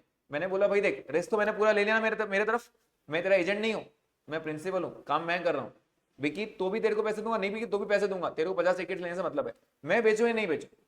तो यहाँ पे AS9 ये बोलता है, if you are acting as a principal, आप जो भी इनकम रिकॉग्निशन करोगे ग्रॉस बेसिस पे करोगे। If you are working as an agent, आप जो भी बुकिंग करोगे नेट बेसिस पे करोगे। इसका मतलब क्या होता है, मैं आपको मतलब समझाता हूँ। ग्रॉस और नेट का मतलब क्या होता है? नेट मतलब नलीफाई करके सिंगल अमाउंट लेना, ग्रॉस मतलब दोनों लिखना। जैसे ये मेरा P&L है, did I purchase tickets, confirm लिया था बॉस, 3,000 इंटू 50 कंफर्म लिया था। कितना पेमेंट किया था मैंने? 1.5 लाख का पेमेंट किया था। मैंने एयरलाइन को बोला सर ये 1.5 लाख रुपए रखो, आपका मैटर खत्म, आप बीच में आना नहीं, ये 1.5 लाख का खर्चा मेरा है। अब मैं इसको एक एक करके बेचूंगा, जब भी बेचूंगा तब सेल आएगा ना यहाँ पे। मैं किसी को 4 में बेचूंगा, किसको 4.5 में बेचूंगा, किसको 5 में बेचूंगा, किसको 8 में बेचूंगा, डिपेंडिंग अपॉन टाइम, कितना टाइम है, राइट, वो मेरा सेल है। मान लेते हैं इसका सेल मैंने किया 1,80,000 या फिर 2,10,000 में, मैंने 60,000 कमाया। समझ में आ रहा है? तो वो बोल रहा है क्या आपने इसको यहाँ से माइनस करना चाहिए था? बोलूंगा नहीं, प्रिंसिपल है, और क्योंकि प्रिंसिपल है तो आपने 11 स्टैंडर्ड से फाइनल करना है। क्या परचेज आप अलग लिखते हो, सेल्स अलग लिखते हो? हाँ वही करता है। एजेंट क्या करता है? एजेंट बोलता है सर मेरा थोड़ी सेल है, कमीशन कितना मिल रहा है वो बताओ। तो वो एजेंट अगर रहेगा ना तो वो परचेज सेल नहीं लिखेगा, एजेंट बोलेगा मैंने टिकट खरीदेगा, मेरे को कमीशन मिली तो मैं कमीशन नेट लिखूंगा, कमीशन जितना नेट मिलेगा जो भी 2%, 3%, 4% जो मिलेगा वो लिखूंगा। इसको बोलते हैं नेट बेसिस। क्या ही पॉइंट क्लियर है? तो एक होता है ग्रॉस, एक होता है नेट। तो एजेंट अगर रहता है तो बोलता है नेट बेसिस पे, प्रिंसिपल अगर रहता है तो ग्रॉस बेसिस पे। यहाँ पे कैसे मालूम पड़ेगा प्रिंसिपल हो? रिस्क ले लिया था ना यार पूरा मैंने, नहीं बिका तो पूरा रिस्क मेरा ही था, 1.5 लाख रुपए मेरे अटक जाते, फ्लाइट चली जाती। वो थोड़ी वो बोलता कि सर एक काम करो आपके 1.5 लाख वापस ले लो। Is the point clear? So I was working as a principal not as the agent. Clear? Next, तो ये पहला क्वेश्चन वही था, ये जो पहला अगर आप रीड करोगे ना, ये पहला पॉइंट वही था। Second, the company bought a forward contract for 3 months for $1 lakh on 1st March 24 at $1 INR 83.1। ये कौन से एएस की बात कर रहे हैं? AS11, effects of change in foreign exchange rate. अब वो फॉरवर्ड कॉन्ट्रैक्ट में चला गया, ये सबसे लास्ट वाला पार्ट रहता है। फॉरवर्ड कॉन्ट्रैक्ट 2 टाइप के रहते हैं, फॉरवर्ड कॉन्ट्रैक्ट 2 टाइप के रहते हैं। एक, हम अपने आप को सेव करते हैं, मतलब हेज करने के लिए हम क्या करते हैं? हेज करते हैं। हेज करना मतलब क्या? अपने आप को सेफ गार्ड करना। तो इसका जो भी प्रॉफिट या लॉस होगा, आइडियल लॉस ही होगा, उसको हम कैसे बुक करते हैं? Over the period of contract. कैसे बुक करते थे? Over the period of contract, बराबर। लेकिन एक होता था स्पेक्युलेटिव बिजनेस। स्पेक्युलेटिव बिजनेस मतलब क्या? मेरा कुछ इरादा नहीं था सेव करने का, मेरा काम ही वो है, खरीदता हूं, प्रॉफिट आया बेच दूंगा, ठीक है। तो स्पेक्युलेटिव बिजनेस का वो बोलता है ओवर द पीरियड नहीं करता है, जो भी गेन या लॉस आएगा आप सीधा सीधा पीएल में बुक करो, बात खत्म करो।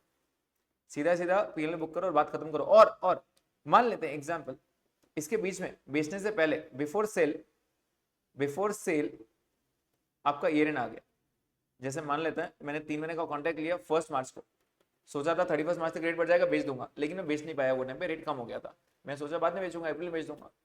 तो ईयर एंड पे इसको वैल्यू कैसे करेंगे? तो उसको बोलते हैं MTM. What is MTM? Marked to market. Marked to market ये कब करना पड़ता है बेटा? जब आपके लिए वो स्पेक्युलेटिव रहता है, मतलब फॉर ट्रेडिंग रहता है। स्पेक्युलेटिव मतलब ट्रेड करता हूं मैं उसके अंदर, राइट। और अगर आप उसको बेच नहीं पाए तो बैलेंस शीट में लिखना तो पड़ेगा ना यार कि मेरे पास ये फॉरवर्ड कॉन्ट्रैक्ट है। तो उसको कैसे करेंगे? एमटीएम पे लिखेंगे। What is MTM? Marked to market, मतलब उसको मार्केट पे जो भी आज की वैल्यू रहेगी उस पर रिकॉर्ड कर लेना। Is the point clear?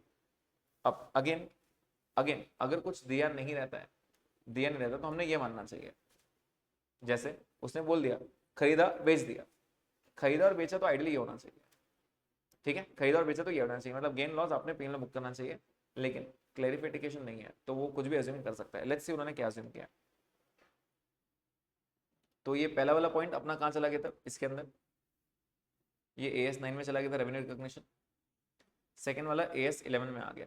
तो आगे वो ये AS11 पे बाद में क्वेश्चन रीड करेंगे। The company is evaluating below mentioned schemes, introduction of formal retirement gratuity scheme by an employer in place of ad hoc ex gratia payment. Management decided to pay pension to those employees who were retired after completing 5 years service. Such employees will get pension of 20,000 per month. Earlier there was no such scheme. ये कौन सा ए से कुछ बता सकते हो क्या? ऐसा कुछ पढ़ा था अपन ने? AS5 क्या था? AS5 prior period item, profit loss for the period, change in accounting policies, right. तो बेसिकली AS5 है, तो उसके ऊपर है। मैं बाद में जब क्वेश्चन रीड करेंगे आएंगे उसके ऊपर। Seas limited has a subsidiary ADI Limited which is in the business of construction having turnover of 200. Seas and ADI hold 9 and 23% of ESOC. अब अल्टीमेटली ये चला गया एसोसिएट में। एसोसिएट कौन सा AS है? AS23। पर्सनली स्पीकिंग जितने भी हमने पूरे MCQs किए ना, सबसे टफ वाला MCQ लगा तो यही है जितने भी, क्योंकि इसमें तो उसने 4 मिक्स किया, AS9 AS11 AS5 AS23, एक एक करके सब कुछ बताता हूँ, ठीक है। पहले 11 की बात कर लेते हैं। चलो मैंने यहाँ पे ना आपके लिए बनाया तो उसमें आपको बता देता हूँ सब कुछ।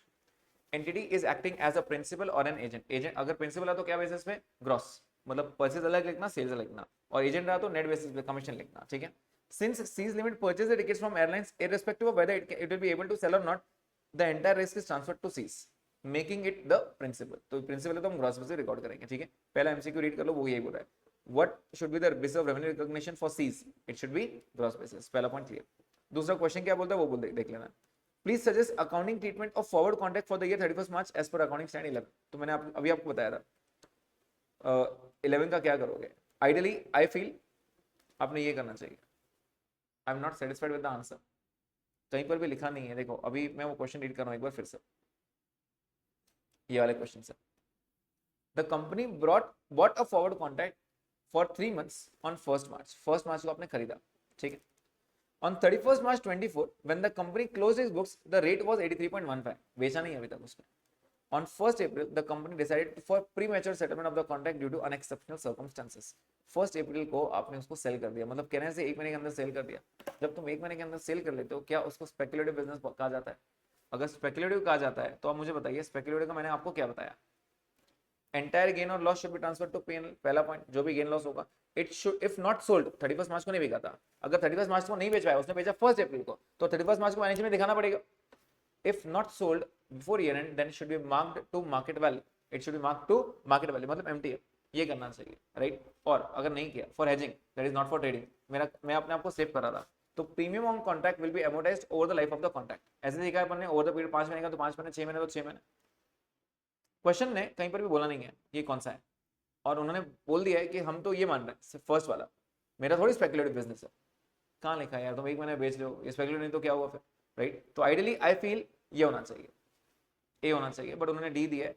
अगेन एजम्पशन बेसिस उन्होंने अज्यूम किया कि नहीं हमारा हेजिंग पर्पस है भाई, हम हमारा स्पेकुलेटिव है ही नहीं, हमारा ट्रेडिंग बिजनेस नहीं है ये, हम सेफगार्ड कर रहे थे, कुछ अनएक्सेप्शनल रीजन से इसलिए बेचा, ऐसा उसने लिखा है यहाँ पे, ठीक है, इसलिए हमने वो मान लिया, बट आई फील ये गलत है, ठीक है। आगे थर्ड पॉइंट बोल रहा है वो AS5 के बारे में।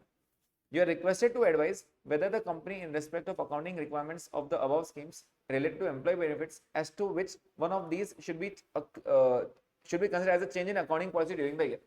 Change in accounting policy, याद करो AS5, change in accounting policy किसको बोलते हैं? जब आप FIFO से वेटेड पे आ जाते हो, इसको चेंज इन अकाउंटिंग पॉलिसी बोलते हैं, ठीक है। आपने क्या किया देख लो एक बार, इंट्रोडक्शन पहली बार इंट्रोड्यूस किया, जब पहली बार किया तो फिर चेंज कहां से हुआ यार ये, right. Second, management decided to pay pension to those who are retired before 5 years, earlier there was no such scheme for pension, पहले था ही नहीं, अभी भी इंट्रोड्यूस किया, तुम अभी इंट्रोड्यूस करो, कहां से उसको चेंज बोलोगे, समझ में आ रहा है। So there is no change, ना वो पॉइंट नंबर 1 चेंज है ना पॉइंट नंबर 2 चेंज है, तुम चेंज करो तो चेंज मानेंगे ना, तुमने चेंज कहां किया, राइट। तो यहाँ पे अगर आप देखोगे 1 not a change in policy, 2 not a change in policy, बताओ। अब ये फोर्थ वाला ना कुछ मजेदार पॉइंट है, एकदम बहुत मजेदार पॉइंट है, देख लो क्या बोल रहा है।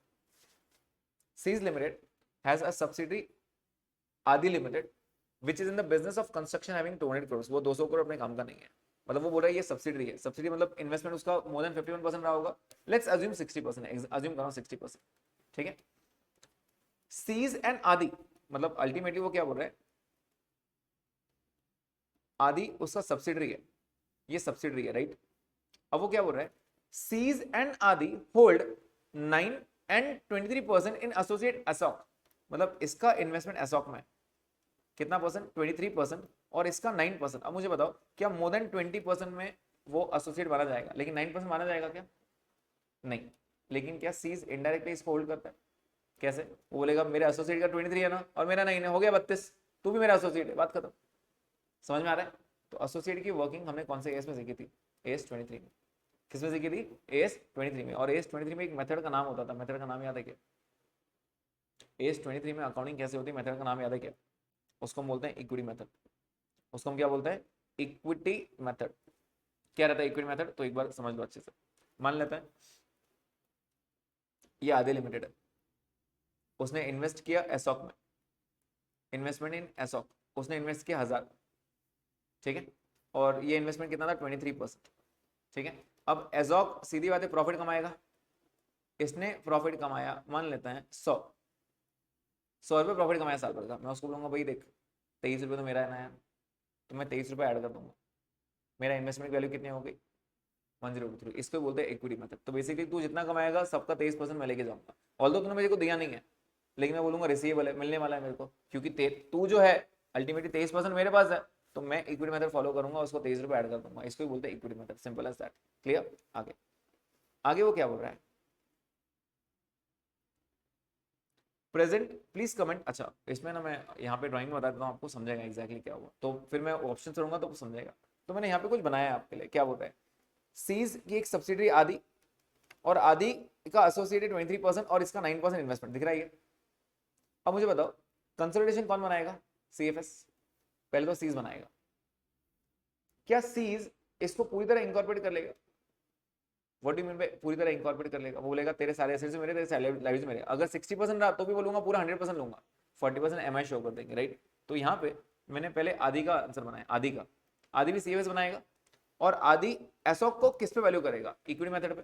तो मैंने यहाँ लिखा है जब आदि, मैं सेकंड की बात कर रहा हूँ, आदि वो इन्वेस्टमेंट एसोसिएट करेगा एसॉक को, दिख रहा है एसॉक, वो इन्वेस्टमेंट एसोसिएट बताएगा, कौन सा मेथड लगाएगा, इक्विटी। अब इसका तो आंसर खत्म हो गया, मतलब आदि जो है वो इक्विटी मेथड फॉलो करेगा एसोसिएट के लिए, राइट। अब मैं सीज की बात कर रहा हूं, तो सीज तो आदि को पूरा गायब कर देगा ना, वो बोलेगा तेरे सारे एसेट मेरे, तेरे सारे लायबिलिटीज मेरे, तो सीज क्या करेगा, विल कंसोलिडेट आदि। अगर आदि को कंसोलिडेट कर देगा इसका मतलब उसको वो बोलेगा तेरे सारे एसेट्स मेरे, तेरे सारे लायबिलिटीज मेरे, तो क्या वो ये एसेट भी टेक ओवर कर लेगा, वो बोलेगा भाई देख तेरा एसेट है एसोसिएट, वो भी मेरा एसोसिएट है, दे दे इधर, will take over all assets and liabilities of Adi and therefore investment as of also 23%, वो मतलब वो उसका 23% ले लेगा। What about बाकी 9%, क्या वो 9% को भी इक्विटी मेथड लगाएगा, यस एसोसिएट है ना उसका, कैसे? इनडायरेक्टली सही। वो बोलेगा सर 9% एसोसिएट नहीं होता, मैं बोलूंगा 9% नहीं 32 है। 23 मेरे एसोसिएट ने मेरे सब्सिडी ने तुझे खरीदा है, तो वो भी मेरा ही है ना, तो मैं उसको अलग से। Also Assoc is indirectly an associate, indirectly मेरा एसोसिएट वही है, राइट? तो so direct investment of 9% Assoc will also be valued under equity method as per AS 23। यही पॉइंट समझ में आ रहा है? क्लियर है? मतलब मैं बोलूंगा भाई देख, पहले सब्सिडी, जिसने मेरी सब्सिडी तू तेरा सेवेस बना ले, तो सेवेस जाके बनाएगा और इसके अंदर लिखेगा मेरा एक इन्वेस्टमेंट है जिसको मैं इक्विटी में लगाने वाला हूँ। ओके, तूने बना लिया, अब मैं बोलूंगा मैं तेरे को एक्वायर करूंगा, तेरा जो कुछ है वो मेरा ही है, तो तेरा जो इन्वेस्टमेंट है वो मेरा ही है, तो वो 23% मेरी बुक्स में आ गया। और तेरे 23 के चक्कर में उसका 9% भी मेरा इक्विटी मेथड ही अप्लाई करेगा, क्योंकि वो भी तो मेरा एसोसिएट हुआ इनडायरेक्टली, तो उसको मैं अलग से शो करूंगा 9% पे। क्या ये रूल समझ में आया? अब ऑप्शन रीड करना, ध्यान देना, ये वाला सीधा थर्ड ऑप्शन रीड करो। आदि लिमिटेड मतलब सेंटर वाली कंपनी, सेंटर वाली company would account for 23% of share in Assoc using equity method. पहला पॉइंट समझ में आ गया। सीज limited would consolidate Aadi limited, उसको अंदर ले लेगा and consequently automatically account for Assoc limited at 23%। जैसे उसने कंसोलिडेट किया वो 23% ले लेगा अंदर, बोलेगा सर 23% तो मेरा ही है, राइट? ऑटोमेटिकली उसके पास आ जाएगा। And separately account for 9% using again the equity method. वो 9% बोलेगा सर इसको भी इक्विटी लगाना पड़ेगा, 9% उसके लिए भी करेगा। Is the point clear? Yes, so this was the point. अब मेरे ख्याल से दो ही क्वेश्चंस हैं, और ये वाला question I personally feel is बहुत अच्छा वाला क्वेश्चन। यस मुस्कान, जस्ट 1 मिनट। एएस 10 का क्वेश्चन है, यहाँ पे ना इंस्टीट्यूट से एक ब्लंडर हो गया है। ये सेम क्वेश्चन ना उन्होंने फाइनल लेवल से उठाया है, इंड एएस 16 से, मतलब एएस 10 से आपके लिए उनके एक ब्लंडर हुआ है। फाइनल का मॉडल एकदम बराबर है, उन्होंने यहाँ पे गलती की, लेकिन उन्होंने जो गलती की उसके हिसाब से आंसर दिया, तो मैं आंसर बताऊंगा उन्होंने क्या गलती किया। दिस वाज द डायग्राम बेटा। डायग्राम में कुछ क्वेरी है क्या?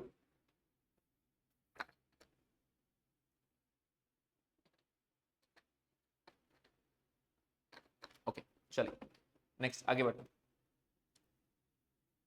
क्या बोल रहे हैं, ध्यान देना, क्वेश्चन बहुत मजेदार है। On 1 April 22, Shubham Limited purchased land for 30 lakhs for the purpose of constructing a new factory. This cost of 30 lakhs included legal cost of 2 lakh incurred for the purpose of acquisition. Please बताइए, अगर ये 30 लाख में legal acquisition cost नहीं रहता तो क्या आप अलग से ऐड करते? यस और नो? यस, एक्विजिशन कॉस्ट है ना, ऐड करते। तो उसने बोला मैंने ऐड कर दिया, मैंने बोला तू सही किया, 30 लाख इंक्लूड कर, बराबर है। Construction work started on 1 May। This is the problem. Construction कब स्टार्ट हुआ? 1 May को, ठीक है। लैंड कब खरीदा? 1 April। और उस पर बनाना कब शुरू किया? 1 May को। And Shubham limited provides you the details of the following. क्या क्या लिया? Preparing and levelling of the land, क्या ये कॉस्ट ऐड होना चाहिए? Yes. Employment cost of the construction workers per month 29,000। कब से स्टार्ट करोगे 29,000? 1 May से। कब तक? जब तक कंप्लीट नहीं हो जाता, ठीक है, तो ऐड करेंगे। परचेज ऑफ मटेरियल ऐड करेंगे। कॉस्ट ऑफ रीलोकेटिंग, भाई रीलोकेशन थोड़ी आता है, इनडायरेक्ट खर्चा है। कॉस्ट ऑफ इनॉग्रेशन नहीं आएगा, not a direct expense. Overhead cost incurred directly on the construction of factory per month, ये भी आएगा। यस, अगेन पर मंथ दिया है, ये भी पर मंथ दिया है। कितने महीने? 1 May से स्टार्ट करूंगा, ये बात तो कंफर्म है। कब तक? जब तक कंप्लीट नहीं हो जाता, ठीक है। इंपॉर्टेंट पॉइंट आगे। जनरल ओवरहेड कॉस्ट, अब ये जनरल ओवरहेड कॉस्ट है अगर, तो ये डायरेक्ट है इनडायरेक्ट है? इनडायरेक्ट है, तो इनडायरेक्ट कॉस्ट मैं कभी नहीं ऐड करूंगा उसमें। कंफ्यूज करने, देखो उसने 3 पॉइंट दे दिया, बच्चे कुछ ना कुछ तो ले लेंगे इसमें से। देखो उसने क्या बोला, allocated by the manager is 30,000, however as per companies overhead allocation it is only 24,000। वो बोलता है मैनेजर ने बोला 30,000 ऐड करो, वो बोलता है नॉर्मली हम 24,000 ऐड होना चाहिए कंपनी की पॉलिसी से। The auditor of the company has support document for the cost of 15,000 only and raised objection for the balance amount. वो बोलता है 15,000 ही ऐड होना चाहिए, हम बोलेंगे कुछ भी ऐड नहीं होना चाहिए, ओवरहेड है। ओवरहेड कब से ऐड होना शुरू हो गया कॉस्ट में? तो ये सिर्फ कंफ्यूजन के लिए पॉइंट देते हैं वो, ये बिल्कुल ऐड नहीं होगा। इज द पॉइंट क्लियर है? ठीक है, डायरेक्टली ऐड होगा, इसके अलावा ऐड नहीं होगा। क्या क्या ऐड हुआ अब तक वो मालूम पड़ेगा ऊपर आके। The construction of the factory was complete on 31 December। कितने महीने बाद? काउंट करो जल्दी से, 8 महीने। तो हमने ये वाला कॉस्ट कितने महीने का जोड़ना चाहिए? 8 महीने का। और ये भी कॉस्ट कितने महीने का जोड़ना चाहिए? 8 महीने का, बराबर है ये। आगे देखो क्या बोल रहा है। एंड द प्रोडक्शन कंप्लीट हुआ 31 December के, और प्रोडक्शन हुआ 1 February के दिन। आप डेप्रिसिएशन कब से स्टार्ट करोगे? जिस दिन रेडी टू यूज है, 31 December, मतलब इस साल में जैन फेब मार्च 3 महीने। आगे, the overall useful life of the factory building was estimated to 40 years। Building की वैल्यू थी 40 साल. From the date of completion, however, it was estimated that the roof will be replaced after 20 years from the date of completion and that the cost of replacing the roof at the current price will be 25% of the total cost. वो क्या बोल रहा है? वो बोल रहा है भाई देखो, ये जो बिल्डिंग बने हैं ना, ये बिल्डिंग में ना दो अलग अलग वैल्यू के हैं, तो जो दो अलग अलग हैं उनको अलग अलग करो. वो बोल रहे हैं 25% जो है रूफ है उसकी लाइफ 20 साल है, राइट. तो डेप्रिसिएशन उसके हिसाब से करना पड़ेगा. बाकी का 75% वो अदर बिल्डिंग पार्ट है, उसको आप 40 साल का डेप्रिसिएशन लगाओ. ठीक है, आगे वो क्या बोल रहा है? The construction of the factory was partly financed by a loan of 28 lakh borrowed on 1 April. 28 lakh का लोन लिया. जल्दी बताइए, construction is it qualifying asset? Qualifying asset तो है. 1 अप्रैल को लोन लिया. The loan was taken at an annual interest rate of 9%. जल्दी बताइए, आप कैपिटलाइज कितने महीने का करोगे? कितने मंथ्स का? 8. आइडियली 8 मंथ्स होना चाहिए ना, लेकिन लोन तो आपने 1 अप्रैल को लिया, तो क्या 1 अप्रैल से मैंने कैपिटलाइजेशन चालू कर देना चाहिए? नहीं, जिस दिन कंस्ट्रक्शन स्टार्ट हुआ, राइट. बस यहाँ पे इंस्टीट्यूट ने गड़बड़ किया. उसने बोला है भाई हमने लोन 1 अप्रैल को लिया, हम 1 अप्रैल से स्टार्ट करेंगे. कौन से रूल से स्टार्ट करोगे यार? तुम कंस्ट्रक्शन में खर्चा तो करो पहले, राइट. तो आइडियली अब ये मालूम कैसे पड़ेगा? उसने गलती किया. नीचे उसने क्लेरिफिकेशन दिया है अपने आप को प्रूफ करने के लिए. उसने यहाँ बोल दिया, देखो यहाँ पे क्या हो रहा है, कितना अच्छा है वो. You are required to assume that all the net finance cost to be allocated to factory not land and interest cost to be capitalised based on 9 months period. वो बोलते हैं मैंने 9 महीने बोला ना, मैंने बोला तो वही करना. तुम्हारे दिमाग में लगाओ 8 महीने कहां से है? तो यहाँ पे इंस्टीट्यूट ने खेल लिया आपके साथ. बच्चे 8 महीने ऐड करता है, इंस्टीट्यूट बोलता है मेरे आगे जाओगे, पॉसिबल नहीं, मेरे आगे नहीं जाना. मैंने 9 महीने बोला, 9 महीने का करना, बात खत्म. समझ में आ रहा है? मेरे आगे नहीं जाना. तो इंटरेस्ट 9 महीने का आएगा, इसका मतलब ये है कि ऊपर के खर्चे भी 9 महीने के जाएंगे? नहीं, वो 8 महीने रहेंगे. This is where the problem is. Clear? आगे देखते हैं क्या बोल रहा है. During the period when the loan proceeds had been utilized to finance the construction, Shubham Limited received investment income of 25,000 of the temporary investment. क्या ये cost से माइनस करता है? यस, ये बोरिंग कॉस्ट से माइनस करेंगे. टेम्पररी इनकम तो ये माइनस करेंगे, राइट. अब अपन कॉस्ट में ऐड करते हैं क्या क्या ऐड हुआ. Take on calculators. 30 लाख रुपए में 2 लाख रुपए ऑलरेडी एडेड था. क्या आप भी ऐड करते अगर रहते तो? यस, 30 लाख पूरा आएगा. ठीक है, टेक ऑन कैलकुलेटर 30 लाख. फिर 80,000 ऐड होगा. फिर 29 इंटू 8 कितना आ रहा है? 29 इंटू 8 आई गेस 1 कितना 2 लाख 32 ये ऐड होगा. 21 लाख 24,000 भी आएगा. 60 80 नहीं आएगा. 25,000 इंटू 8 आएगा 2 लाख रुपए, ये भी आएगा. नेक्स्ट जनरल ओवरहेड नहीं आएगा. ठीक है, बोरिंग कॉस्ट ऐड करेंगे. हाँ, कितना करेंगे ऐड जल्दी बता दो. तो आप बोलोगे सर 28 लाख पे. पर्सनली आई फील 8 महीने होना चाहिए, बट इंस्टीट्यूट की आगे नहीं जाएंगे. 39 मंथ्स इंटू 8/12 कितना आ रहा है? सॉरी 9/12 कितना आ रहा है? तो 189 पूरा जोड़ना है क्या? नहीं. टेम्पररी इनकम नहीं भूलना बाबा. टेम्पररी इनकम है 25,000, वो माइनस करना पड़ेगा. समझ में आ रही है? तो कितना आ रहा है? 1,64,000 इज द बोरिंग कॉस्ट. क्या पॉइंट क्लियर है? 164. समझ में आया सबको? चेक करो कॉस्ट में क्या क्या है. मैंने यहाँ लिख के दिया, देखो यहाँ पे ना मैं डायग्राम भी ड्रॉ किया तो आपको अच्छे समझ में आएगा. हमने 1 अप्रैल को लोन लिया, 1 मई को कंस्ट्रक्ट स्टार्ट किया, तो आइडियली यहाँ से कैपिटलाइजेशन स्टार्ट होना चाहिए. इंस्टीट्यूट ने बोला मैंने जिस दिन लोन लिया मैं वहीं से पकड़ूंगा 9 मंथ्स और 9 महीने का पूरा कैपिटलाइज करो. ये इंस्टीट्यूट ने क्वेश्चन में दिया है, इसलिए वो करने पड़ रहा है, नहीं तो लॉजिकली वो इनकरेक्ट है. ठीक है, 31 दिसंबर को कंप्लीट हो गया. चेक करो क्या बोल रहा है. कितना कॉस्ट आया? देखो मैंने सब बोला. लैंड का कॉस्ट लिया 30 लाख, प्रिपरेशन लेवलिंग का लिया, एम्प्लॉयमेंट का 8 महीने का लिया, परचेज ऑफ मटेरियल लिया, रिलोकेशन नहीं लिया, कॉस्ट ऑफ इनॉग्रेशन नहीं लिया, ओवरहेड कॉस्ट भी 8 महीने का लिया, जनरल ओवरहेड नहीं लिया, बोरिंग कॉस्ट 164 अपन ने वर्किंग नोट बना के अभी बताया, राइट. कितना हो गया? 58 lakh. Now comes the question. यहाँ पे ये वाला पीरियड 58 लाख का हो गया. 25% रूफ है, 75% बिल्डिंग है. डेप्रिसिएशन बोल रहा है 31 दिसंबर से डेप्रिसिएशन. बताओ डेप्रिसिएशन कितना होगा? 2 मिनट दूंगा सोचने के लिए. अच्छा क्वेश्चन है, बहुत अच्छा क्वेश्चन है. ये आपको फाइनल लेवल में पढ़ना है मुझसे. इंडिया 16 में ऐसे बहुत क्वेश्चंस बनेंगे अपने. मस्त क्वेश्चन है. और ये बताइए ये कौन सा इसमें था? ये जो सबसे पहला आरटीपी आया था ना इंस्टीट्यूट ने, उसमें दिया ये. और बच्चों की एकदम बैंड बज गई. बच्चे बोल रहे थे सर क्या है ये स्टैंड में हमने कभी देखा ही नहीं था ऐसा. उन्होंने फाइनल से ही पूरा एग्जैक्ट रिस्पेक्ट किया.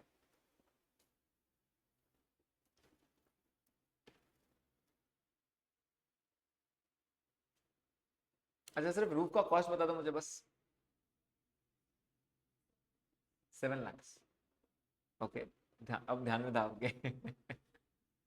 ओके, सो आइडियली अगर आप 58 को डायरेक्ट बांटोगे ना 25% पे गलत हो जाएगा. क्यों गलत होगा? उसके अंदर लैंड है.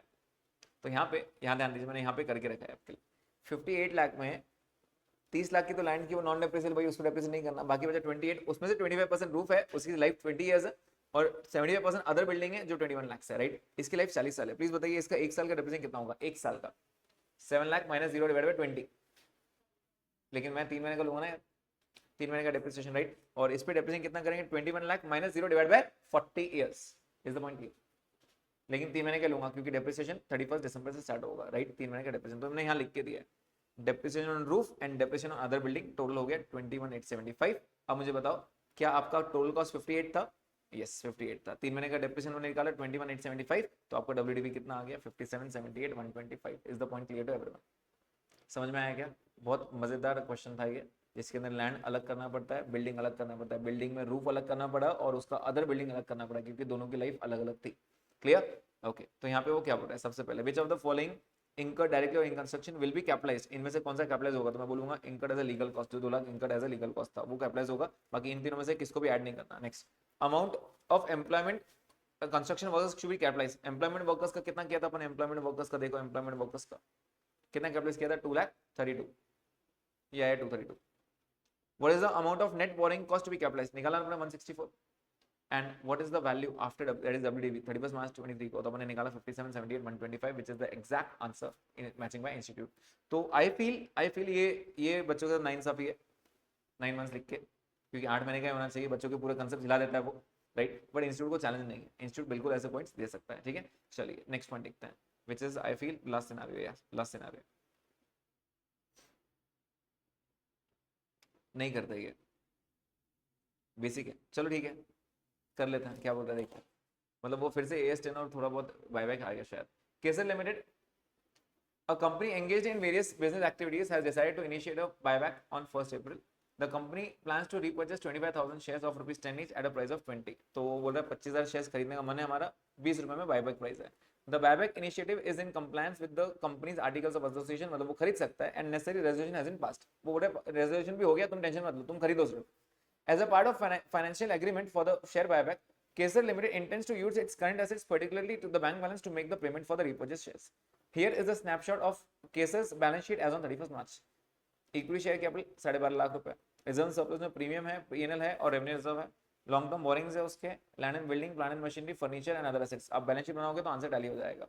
विच ऑफ द फॉलोइंग इंकर डायरेक्टली ऑन कंस्ट्रक्शन, ये कहां से आ गया बीच में, एक मिनट सॉरी, ये ऊपर के क्वेश्चंस वापस रिपीट हो गए, इसके क्वेश्चंस पेंडिंग हुए actually. So basically this is buyback, ठीक है, दिस इज बायबैक। इसके क्वेश्चंस मैंने शायद गलती से प्रिंट नहीं कराए यहाँ पे, सो क्योंकि बायबैक था it was very easy question, तो इसमें कुछ दम नहीं था, ठीक है। बायबैक अपन ऑलरेडी ऊपर 2-3 क्वेश्चंस कर चुके हैं।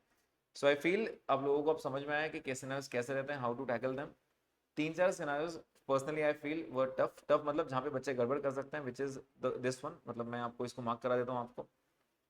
MTP March 24, मेरे शीट में ये सेकंड लास्ट वाला है, ठीक है। आप नाम लिख दो, शुभम लिमिटेड लिख दो, शुभम लिमिटेड, ये प्रैक्टिस बनता है, ये एक बार प्रैक्टिस बनता है, ठीक है। इसके अलावा आई फील ये वाला क्वेश्चन बहुत मजेदार था, सीज लिमिटेड, इसके अंदर 4 AS थे अपने, 9 भी था, 5 भी था, 11 भी था और 23 भी था, ठीक है। सीज लिमिटेड एक ये एकदम मस्त क्वेश्चन था। इसके अलावा इंस्टॉलमेंट वाला क्वेश्चन, ठीक है, it was okay. Then I feel buyback is okay. Grant वाले क्वेश्चन आई गेस बहुत नॉर्मल थे आपके, ठीक है, ये भी इजी था। ये इसमें बच्चे थोड़ी गड़बड़ कर सकते हैं मार्केट वाले बुक वैल्यू में, बट दैट इज ओके, इतना इतना टफ नहीं था। AS2 is very simple, very simple. Next, हाँ सस्पेंशन वाला पॉइंट, यहाँ पे सस्पेंशन में बच्चे गड़बड़ करते हैं, वो 3 महीने और February 28 में। तो AS10 के क्वेश्चन मजेदार रहते हैं, तो इसका नाम लिख दो Mars limited, MTP April 24 Mars limited, ठीक है। उसके बाद नेक्स्ट वाला इज इजी,